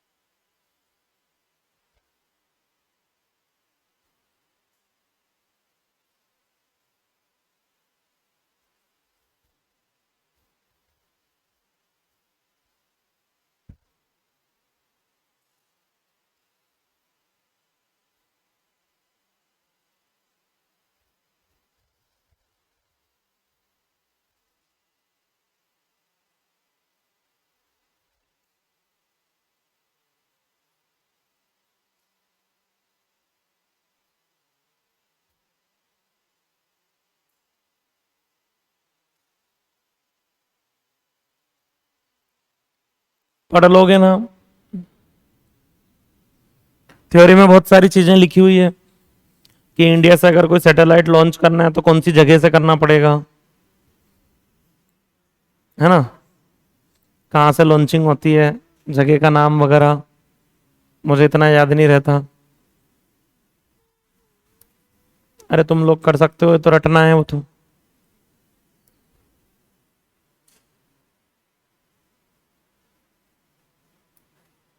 कर लोगे ना?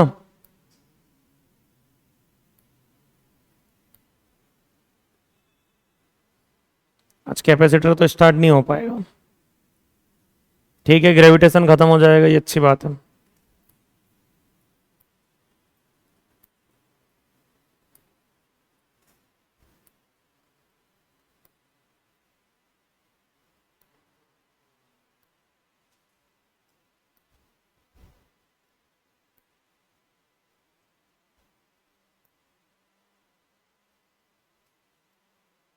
हो गया? बना लिया क्या डायग्राम? बढ़े आगे।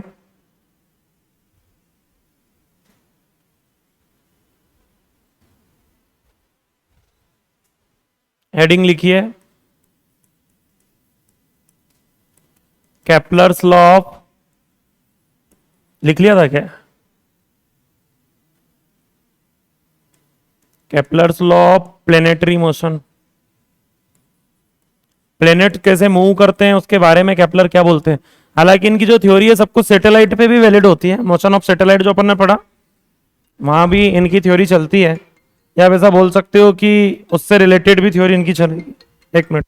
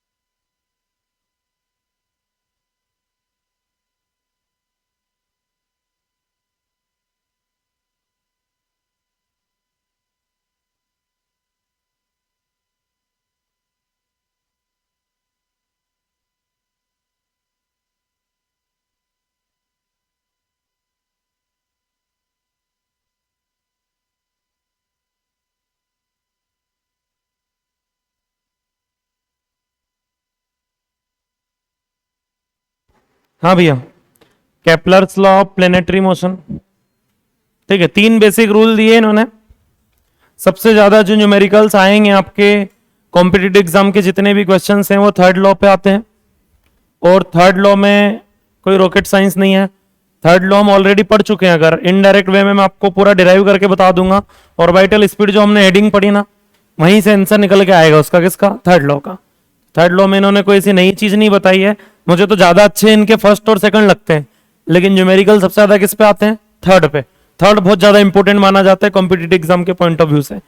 बट कुछ भी इंपॉर्टेंट ऐसा नहीं है कि फर्स्ट और सेकंड पे नहीं आए हैं क्वेश्चन, या नहीं आ सकते, आ तो सकते हैं। सबसे पहला पॉइंट तो आप ये लिखिए कि जितनी भी ये प्लेनेट्स की मूवमेंट्स होती है, प्लेनेट हो गया या सैटेलाइट हो गया, ठीक है, ये सबकी सब जो है वो एक रूल पे बेस्ड होती है, कंजर्वेशन ऑफ एंगुलर मोमेंटम। किस पे बेस्ड होती है? ये देखो, घूम रहे हैं तो वेलोसिटी तो चेंज हो रहा है, वेलोसिटी चेंज हो रहा है तो मोमेंटम भी चेंज हो रहा है। मोमेंटम चेंज होता है, एंगुलर मोमेंटम चेंज नहीं होता है। एंगुलर मोमेंटम और टोटल एनर्जी ये दो चीज कांस्टेंट रहती है। काइनेटिक एनर्जी मतलब एनर्जी और एंगुलर मोमेंटम दो चीज जो है वो क्या रहेगी, हमेशा कांस्टेंट रहती है। तो लिखिए all planetary motion are based on, क्या लिखोगे, बोलिए, all planetary motions are based on conservation of angular momentum. All planetary motions are based on conservation of angular momentum. What is angular momentum? Angular momentum क्या चीज होती है जानते हैं आप लोग? सिंबल क्या यूज करते थे? एल। एल इक्वल टू क्या फॉर्मूला था? आई ओमेगा भी था, और अरे एमवीआर भी था। दो दो तीन फॉर्मूले होते हैं, है ना। आई ओमेगा भी था और क्या होता है, एमवीआर भी होता है। एंगुलर मोमेंटम ये होता है आई ओमेगा, या फिर what is I? Moment of inertia, omega angular speed, M mass, V linear velocity, और आर रेडियस जो भी रहेगा। तो ये थोड़ा सा ध्यान रखना, दो फॉर्मूले हैं रोटेशनल मोशन से, ऑलरेडी अपन पढ़ चुके हैं, आई ओमेगा और एमवीआर। दो फॉर्मूले होते हैं एंगुलर मोमेंटम के, जिन्होंने नहीं पढ़ा वो भी दो फॉर्मूले याद रख सकते हैं, कोई बड़ी चीज तो है नहीं, ठीक है। तो all planetary motion are based on conservation of angular momentum, and formula जो है एंगुलर मोमेंटम का वो एक आई ओमेगा है और एक क्या है, एमवीआर। आगे बढ़ते हैं, कहानी को स्टार्ट करते हैं। हेडिंग लिखिए फर्स्ट लॉ। केपलर के तीन रूल हैं, तीन में तीनों पढ़ना है अपने को। फर्स्ट लॉ, इसको लॉ ऑफ ऑर्बिट भी बोलते हैं, लॉ ऑफ ऑर्बिट भी इसका नाम है। ये रहा।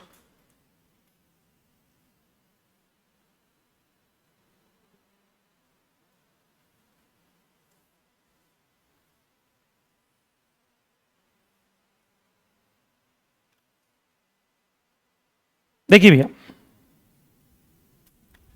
क्या बोलते हैं केपलर अपने फर्स्ट लॉ में वो ये बोलते हैं कि जितने भी प्लेनेट्स जो सन के अराउंड क्या कर रहे हैं, रिवॉल्व कर रहे हैं, वो सर्कल में नहीं घूम रहे, वो इलिप्स में घूम रहे हैं। उनका जो पाथ है वो सर्कुलर नहीं है। कैसा पाथ है? एलिप्टिकल पाथ है। कैसा पाथ है? एलिप्टिकल पाथ में वो घूम रहे होते हैं। अब एलिप्स के बारे में अगर हम कोई डिस्कशन करने जा रहे हैं तो हमें थोड़ा बहुत इलिप्स का नॉलेज होना चाहिए, इलिप्स का बेसिक नॉलेज होना चाहिए। जनरली सर्कल क्या होता है कि सर्कल का होता है सेंटर, सर्कल का क्या होता है, और सेंटर से सभी तरफ डिस्टेंस सेम होती है, जिसको अपन क्या बोल रहे होते हैं। ऐसा ही इलिप्स का भी होता है सेंटर वैसे। तो ये एक लाइन रहेगी, ठीक है, और एक लाइन ये भी रहती है।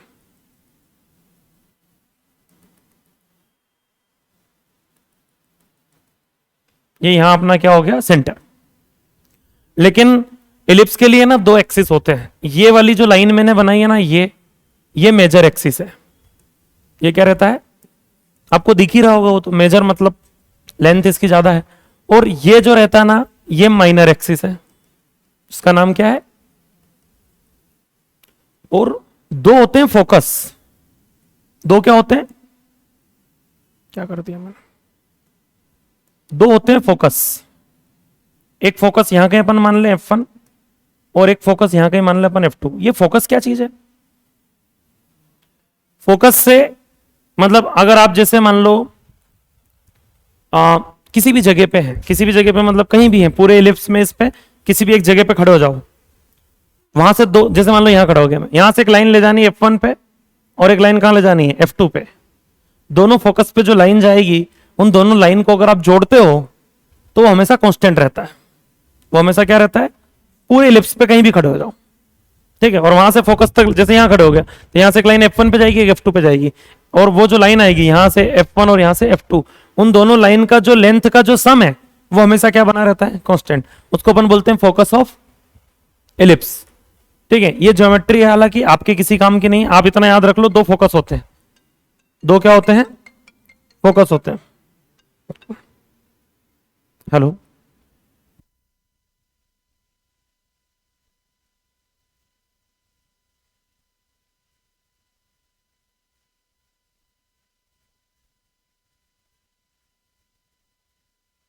हाँ भैया।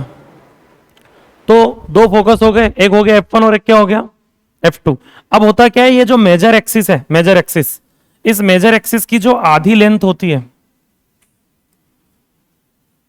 इसको बोला जाता है ए। ए बोले तो क्या हो गया?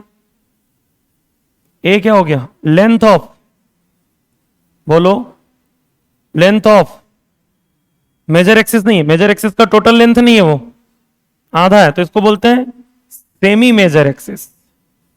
अरे भैया क्या बोलते हैं? Length of semi major axis. और एक ये हो जाता है अपना क्या? बी। ठीक है, ये माइनर एक्सिस की आधी लेंथ है, तो बी को क्या बोला जाता है? बोलिए। Length of, very good, semi minor axis. Length of semi minor axis. एक वर्ड और आता है, एसेंट्रिसिटी। क्या आता है? डबल सी आना चाहिए, स्पेलिंग मुझे नहीं पता। एसेंट्रिसिटी, ठीक है, ई। क्या होता है बिल्कुल दिमाग नहीं लगाएंगे, लेकिन ऐसा कुछ होता है, याद रख लो बस, ऐसा कुछ है ना, ई। और ई की जो वैल्यू है वो √1 माइनस बी बाई ए का होल स्क्वायर। ई कैसे निकलेगा? √1 माइनस बी बाई ए का, what is B? Length of semi minor axis. और what is A? Length of. ये जो लिखा है इसमें केपलर का कोई रोल नहीं है, ये मैथ्स है अभी जो आपने पढ़ा है।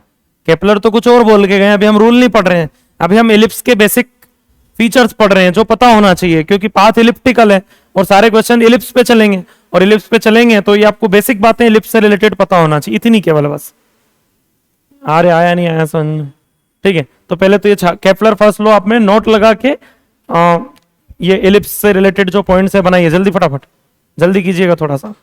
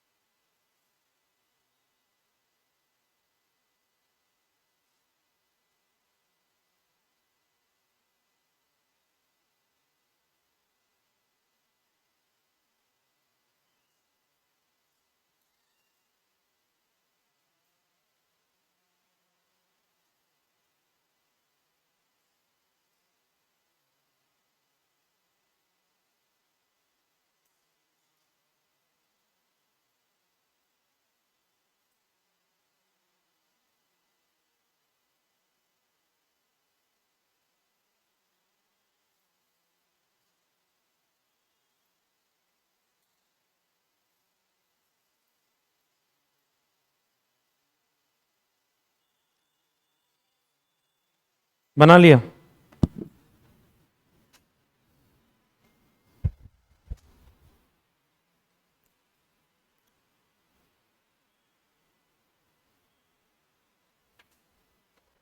हटा दे,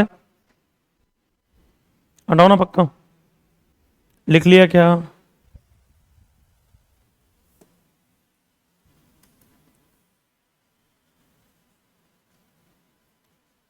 देखिए, अब केपलर क्या बोलते हैं? केपलर ये बोलते हैं कि जो जितने प्लैनेट्स हैं सबके सब वो एलिप्टिकल पाथ पे रिवॉल्व करते हैं। किसके अराउंड? सन के अराउंड। और सन जो है उस इलिप्स के एक फोकस पर होता है। सन कहां होता है? किसी भी एक फोकस पे मान के चलो। All planets are revolving on elliptical path around sun and sun is situated at one focus of ellipse। ellipse के किसी एक फोकस पे सिचुएटेड रहता है कौन? सन। अब होता क्या है कि कोई भी प्लेनेट जब यहां होगा जहां आपको अभी दिखाई दे रहा है, तो ये भैया सबसे दूर है। सबसे दूर है मतलब ये मैक्सिमम डिस्टेंस पे है किससे? सन से। और ये प्लेनेट घूमते घूमते घूमते घूमते जब यहां पहुंचेगा यहां, ठीक है, तब ये मिनिमम डिस्टेंस पे होगा किससे? सन से। हाँ या ना? तो ये जो पॉइंट होता है इसको बोला जाता है एफिलियन। क्या बोलते हैं? बोला हमको ही नहीं सुना। एफिलियन, APHELION। ठीक है। और ये वाला जो पॉइंट रहता है पास वाला, P for pass, P for perihelion. ठीक है क्या? तो एंगुलर मोमेंटम कहां ज्यादा होगा? ए पे या पी पे?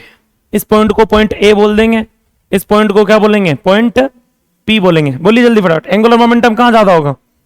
बराबर होगा। तो एंगुलर मोमेंटम जो पॉइंट ए का है वही पॉइंट पी का भी रहेगा। और एंगुलर मोमेंटम को क्या लिखते हैं? MVR। तो एम वी आर जो ए पे है वो मैक्सिमम है, इक्वल टू एम वी और आर जो पी पे है वो मिनिमम है, और एम से एम। अब आप लोग समझ सकते हैं कि वी और आर का प्रोडक्ट क्या है? सेम है। जहां पे डिस्टेंस मैक्सिमम होगी वहां पे स्पीड मिनिमम रखना पड़ेगी, और जहां डिस्टेंस मिनिमम होगी वहां पे स्पीड मैक्सिमम रखना पड़ेगी, ताकि मल्टीप्लाई क्या हो जाए? सेम हो जाए। तो इसका मतलब ये हुआ कि ये कुछ ऐसा बनता है, V minimum R maximum equal to V maximum R. जहां आर मिनिमम होगा वहां स्पीड क्या होगी? मैक्सिमम होगी। क्लियर है क्या? पक्का? तो देखिए होता क्या है कि यहां पे जो स्पीड होती है वो कैसी होती है बताइए? Minimum speed. और यहां पे कैसी स्पीड होती है? मतलब जैसे जैसे ये जो प्लेनेट है ये सन के पास में आएगा वैसे वैसे उसकी स्पीड, यहां फास्ट मूव कर रहा होता है, यहां कैसा रहता है? स्लो। यहां मूवमेंट कैसे रहती है? मतलब स्लो, मतलब इतना नहीं एकदम स्लो, लेकिन फिर भी डिस्टेंस ज्यादा तो स्पीड कम, डिस्टेंस कम तो स्पीड ज्यादा। क्यों? क्योंकि हमें वी और आर का जो प्रोडक्ट है वो क्या रखना है? कांस्टेंट रखना है। और जब दो भी क्वांटिटी का प्रोडक्ट कांस्टेंट रखना हो तो एक अगर कम होता है तो दूसरे को बढ़ना पड़ेगा। ये आप समझदार हैं, इतना तो समझते हैं हम। क्लियर है क्या? कभी कभी ये वी मैक्सिमम और वी मिनिमम का रेशियो पूछ लिया जाता है। क्या क्या पूछ लिया जाता है? V maximum by V minimum. कैसे निकलेगा? R maximum by R minimum. 1 plus E divided by 1 minus E से भी निकलता है। What is E? इसेंट्रिसिटी। है ना? लिखिए अकॉर्डिंग टू इट। किसके अकॉर्डिंग बात चल रही है? केपलर्स फर्स्ट लॉ, है ना? लिखिए according to it all planets are revolving around sun on elliptical path। according to it all planets are revolving around sun on elliptical path and elliptical path and sun is situated and sun is situated and sun is situated at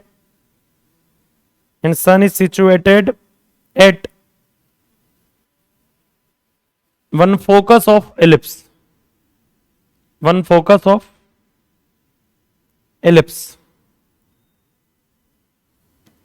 छापिए board से जल्दी फटाफट।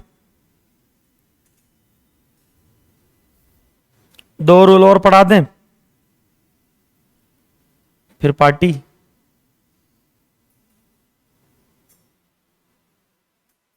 है कि नहीं? क्या जी के चले?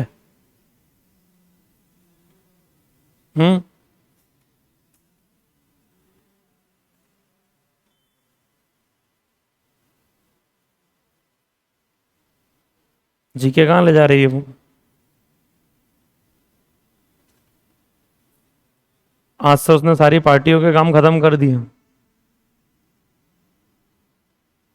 मैंने उससे पूछा पार्टी, तो बोले सर काहे की पार्टी। हाँ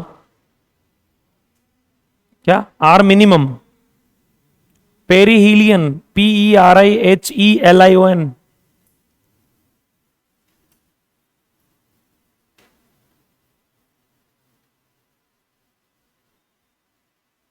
तो मैंने भी सोच लिया फिर अब साल भर में कभी भी किसी इसने बोला कि पार्टी, तो अपन भी यही बोलेंगे काहे की पार्टी। और इसको तो आज पहली बार ही देना पड़ती है, हमको तो साल में 3-4 बार देना पड़ती है, तो मैं तो फायदे में हूं। काहे की पार्टी बोल के खत्म करेंगे काम।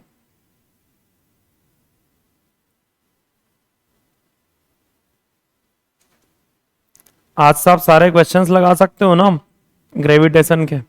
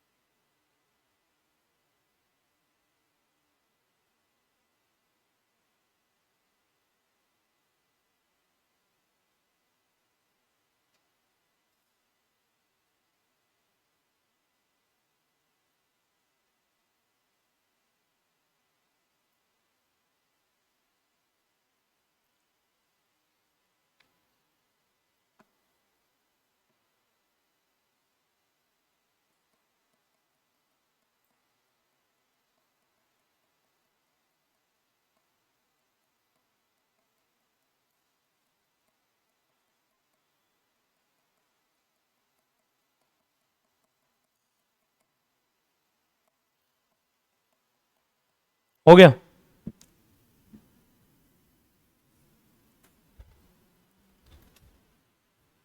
रूल नंबर 2, सेकंड लॉ,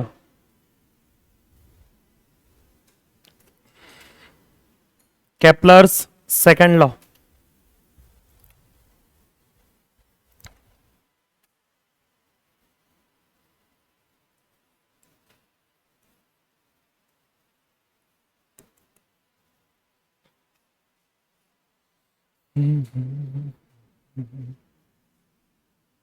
देखिए भैया,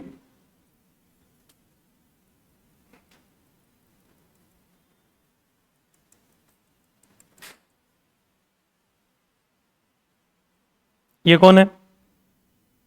सन। और ये एक प्लेनेट जो यहां से यहां पहुंचा, यहां से यहां कितने टाइम में? टी टाइम में। ठीक है, तो केपलर साहब अपने सेकंड रूल में क्या बोलते हैं? एक नया कॉन्सेप्ट लेके आए भैया ये फिजिक्स में। नया कॉन्सेप्ट मतलब एक नया टर्म लेके आए हैं।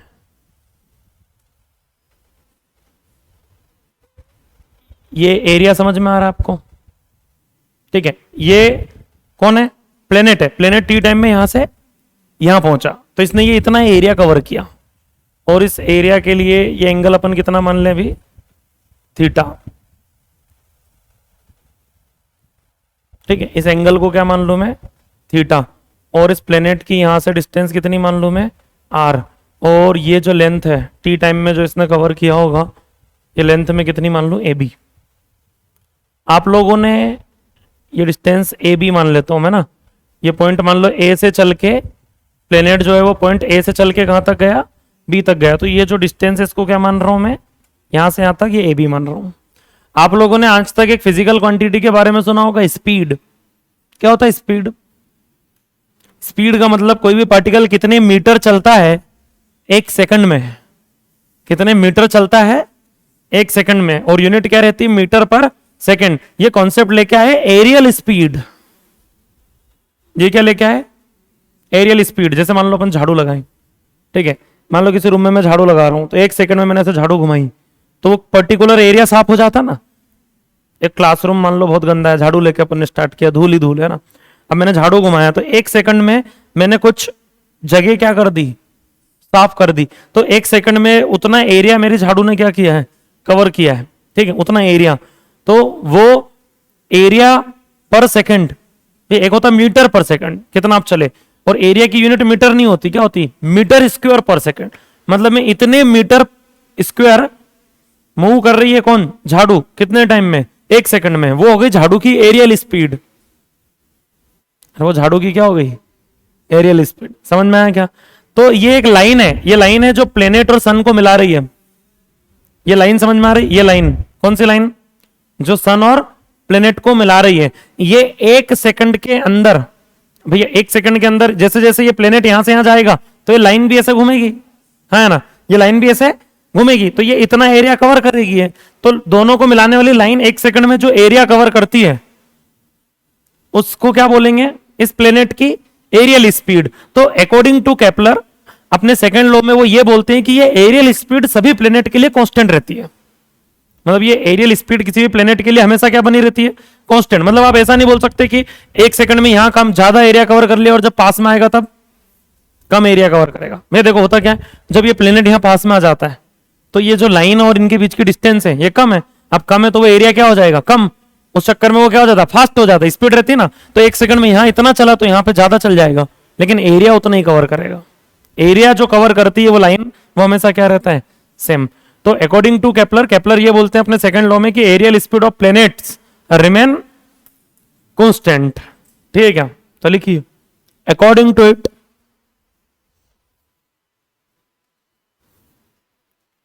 Aerial speed of planets around सन,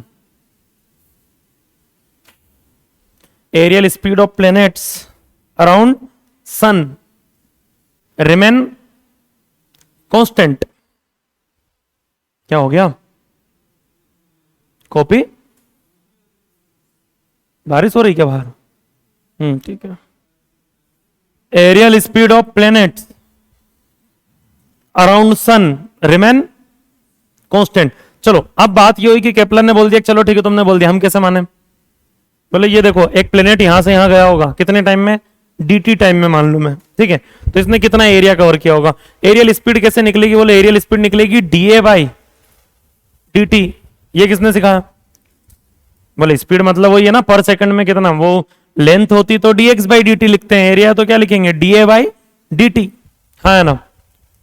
अब इसका इस ट्राइंगल का एरिया लिखना मुझे, ट्राइंगल दिख रहा है, अरे ट्राइंगल का एरिया कितना होता है, half base into height. Base ये मान लू ए बी, अरे बेस किसको मान लू मैं, ए बी को, इंटू हाइट किसको मानूंगा, आर को। ठीक है, अन्नू खुश हो गई, बोले पार्टी नहीं देना पड़ेगी, मजा आ गया उसको। स्विगी जोमेटो अवेलेबल है, तू टेंशन मत ला, तू घर नहीं जाएगी, है ना। हाफ बेस किसको मानेंगे अपन, ए बी को, इंटू हाइट क्या हो जाएगी, आर। यहां तक किसी को कोई दिक्कत, ठीक है, हाफ बेस इंटू हाइट। अच्छा ट्राइंगल में यहां पे अगर मैं एक फॉर्मूला लगाऊं, angle equal to arc by radius, तो एंगल कितना है, थीटा, आर्क कितना है, ए बी, अरे एंगल कितना है ये थीटा, आर्क जो है वो कौन है, ए बी, और रेडियस को क्या मान सकते हैं, तो बोले रेडियस को हाइट भी मान लिया और वो भी मान लिया, तो भैया वो दोनों लगभग सेम ही होते हैं। ये अप्रोक्स ट्राइंगल नहीं है, ये एक्चुअल में ट्राइंगल के लिए सीधी लाइन होना चाहिए थी, ये कर्व है, लेकिन वो कर्व इतना नहीं होता है कि पता चले, वो सीधी लाइन ही लगती है, बहुत छोटी सी डिस्टेंस अपन ने ली है। तो angle equal to arc upon radius, तो ए बी को क्या लिख सकता हूं बताओ, ए बी को आर थीटा, ठीक है, डिवाइडेड बाई, यहां तो आप लोग जानते हो dt, अरे D A by D T, तो ये ऊपर अपन ने जो लिखा हो क्या लिखा, एरिया लिखा। तो बताओ D A by D T, बोलिए जल्दी फटाफट, टाइम पास मत करो आप। ठीक है, थीटा आर स्क्वायर, तो आर स्क्वायर थीटा लिख दूं मैं, ठीक है, डिवाइडेड बाय, एक काम करो एंगल भी बहुत छोटा ही लो, डी थीटा लो आप तो, है ना। तो एंगल बताओ ये डी थीटा हो जाएगा, ताकि क्या कंफ्यूजन नहीं हो। बहुत बड़ा एंगल होगा तो फिर वो रेडियस और हाइट दोनों सेम नहीं बन पाएगी। तो इसको अपन क्या लिखेंगे, आर डी थीटा। तो यहां पर भी आप इजीली क्या लिख पाओगे, थोड़ा इजीली समझ में आएगा। बताओ यहां भी क्या लिखूंगा मैं, बोलो आर स्क्वायर, बोलो बोलो, D theta by D T क्या होता है, omega. D theta by D T क्या होता है, ओमेगा। तो केपलर साहब बोलते हैं, बोले D A by D T equal to क्या हो जाएगा, हाफ आर स्क्वायर ओमेगा। अब वी इक्वल टू क्या होता है, आई आर, करंट बहा दे तू यहां से इनमें प्लैनेट्स में, V equal to I R. क्या करूं मैं तुम्हारा, A cross sectional area of wire, ठीक है, T time, R is a resistance, ठीक है, मार खाओगे तुम, है ना। V equal to I R, ज्यादा पढ़ लिया तुमने करंट। तो बताओ D A by D T equal to क्या करेंगे, बताओ हाफ आर स्क्वायर ओमेगा है, तो V equal to R omega होता है, तो आर को क्या लिखूंगा, वी बाई, अरे वी बाई आर, अरे आर को क्या लिखूंगा, V equal to R omega, तो आर को क्या लिखूंगा, वी बाई ओमेगा, तो V square by omega square कर दें, तो क्या लिखेंगे, हाफ आर स्क्वायर को क्या लिखेंगे, V square by omega square into omega, इस ओमेगा से ओमेगा कैंसिल, तो एक रिजल्ट ये भी होता है क्या, वी स्क्वायर बाई 2 ओमेगा। ठीक है, ये भी किसका रिजल्ट है, एरियल स्पीड का। एक एरियल स्पीड का रिजल्ट वो भी काम का ही है, कौन सा, D A by D T is equal to, बताओ एक ये रिजल्ट भी काम का है, कौन सा, अपना half R square omega, half R square omega. अच्छा, अब अगर ये जैसे आर को लिखा ऐसे, ओमेगा को क्या लिख सकते हैं, वी बाय आर, और ओमेगा को क्या लिख सकता हूं, वी बाय आर। तो बताओ D A by D T का एक और रिजल्ट रेडी हो जाएगा, D A by D T is equal to, बोलो क्या आ जाएगा, हाफ वी आर, क्या हो जाएगा, हाफ वी आर। अच्छा और आगे बढ़ते हैं, अभी छापना मत। एल इक्वल टू क्या होता है, एम वी आर, तो वी आर को क्या लिख सकते हैं, वी आर को क्या लिख सकते हैं, एल बाई एम। तो एरियल स्पीड का next result D A by D T is equal to, बोलो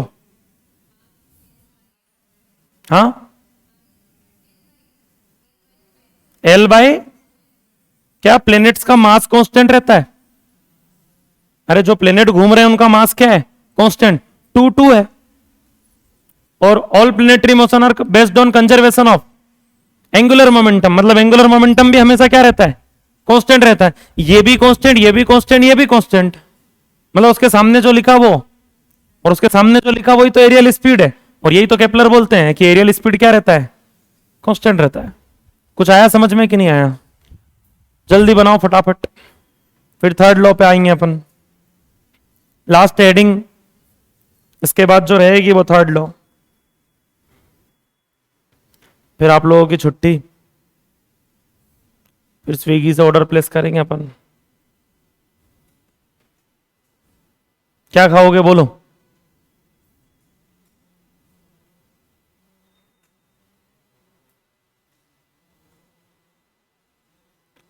अन्नू अच्छी लड़की मना थोड़ी ना करेगी, वो कुछ भी खिला, तुम ऐसे ही उसको फालतू बोलते रहते हो कुछ भी। हाँ? अरे नहीं, मना नहीं करेगी, वो खिला देगी ना अन्नू, बुला लेना कुछ भी, बोल दिया उसने हाँ। ज्यादा ज्यादा कितने का खाओगे, 5-7 हजार का खा लो, इससे ज्यादा क्या खाओ।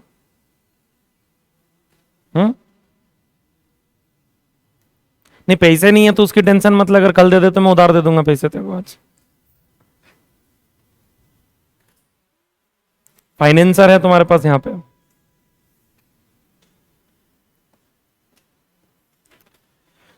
चलो छापिए, मजाक की बातें हैं, उसकी इच्छा, उसको पार्टी देना नहीं देना, हम नहीं दे रही तो क्या कर सकते हैं।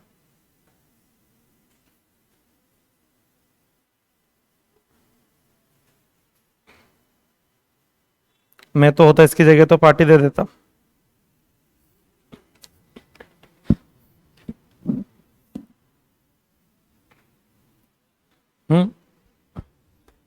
स्लाइड चेंज करें, पहले लिख तो लेने दे बाकी लोगों को।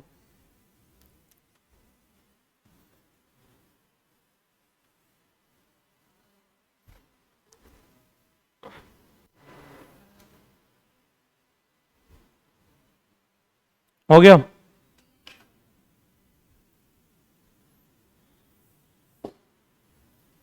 कितना भी धीमा लिख ले तो स्विगी बंद नहीं होगा, 11 बजे तक चलता है, मत टेंशन।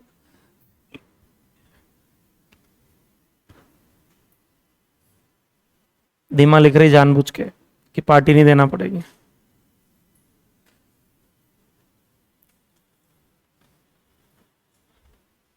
जल्दी छापिए ये वाला पार्ट आप। अब ग्रेविटेशन की प्रैक्टिस कीजिए आप लोग अच्छे से थोड़ा।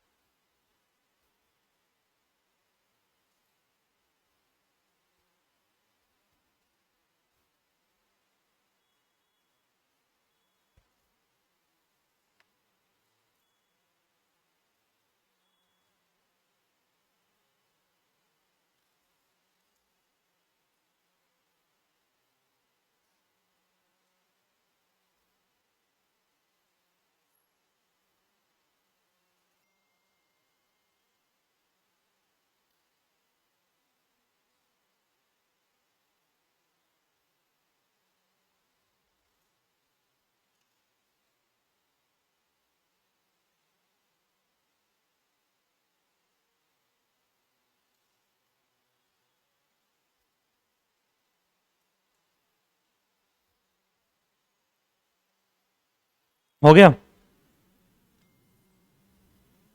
Kepler's third law, Kepler's third law.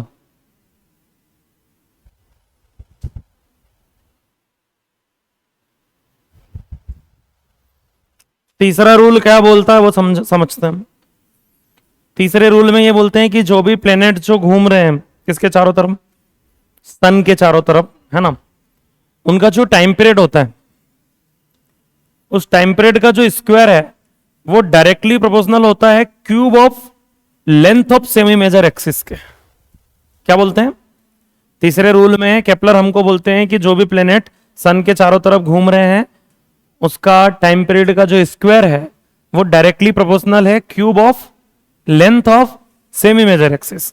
फिर केपलर से पूछा गया कि चलो ये तो प्लेनेट्स के लिए बात हो गई, बट सैटेलाइट तो इलिप्स में नहीं घूमते, वो तो सर्कल में घूमते हैं। ठीक है, मतलब इफ ऑर्बिट इज सर्कुलर, और मान लो एग्जाम में भी आपके साथ ऐसा ही हो कि जो ऑर्बिट है वो कैसा दे दिया जाए, भैया एलिप्टिकल हो तो ये कहानी वैलिड है।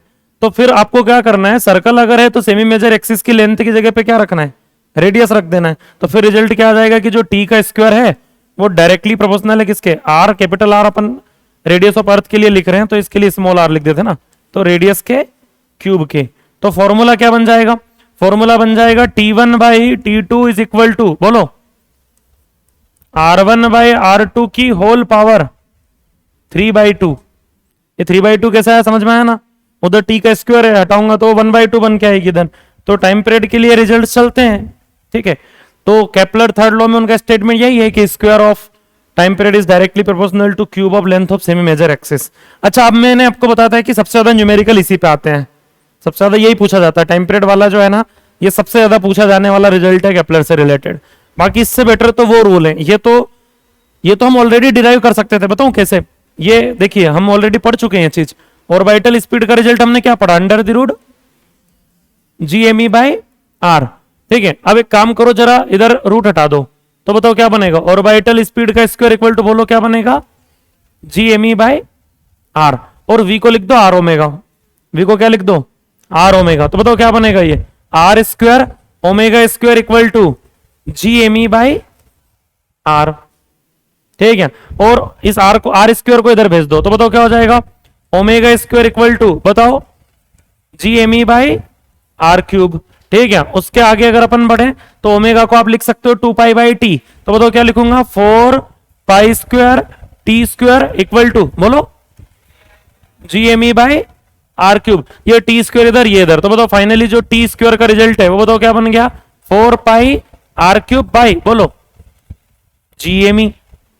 अरे 4 पाई आर क्यूब बाई क्या बन गया अपना जी एम ई। तो यहां से अगर आप ठीक से देखोगे इस रिजल्ट को, अगर आप ध्यान में रखते हो चलो, तो ये तो यही तो बन रहा है, T square is directly proportional to R cube. अरे केपलर थर्ड लॉ यही तो है, v equal to R omega लिख देंगे अगर ऑर्बिटल स्पीड में, वैसे रिजल्ट रेडी हो जाएगा किसका, केपलर थर्ड लॉ का। तो ये तो हम ऑलरेडी जानते ही हैं, फिर भी इन्होंने बोल दिया। लिखिए according to it time period of planets around sun, एक minute, square of time period of planet around sun, according to it square of time period of planets, according to it square of time period of planets around sun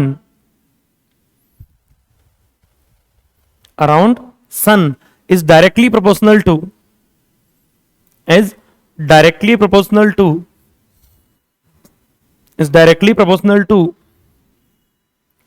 cube of according to it square of time period of planets around sun is directly proportional to cube of length of semi major axis, is directly proportional to cube of length of semi major axis, मतलब t square is directly proportional to a cube। वो result छाप लीजिए और इसी के साथ सभा समाप्त। ठीक है, ग्रेविटेशन आपका डन होता है, ये छाप के आप जा सकते हैं यहां से। फालतू पार्टी की उम्मीद ना लगाएं, सब अच्छे लोग नहीं होते दुनिया में मेरे जैसे।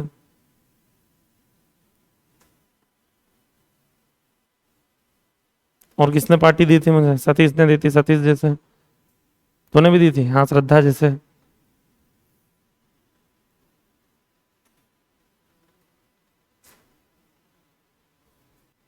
चलो ठीक है, मिलते हैं, पढ़ते रहिए।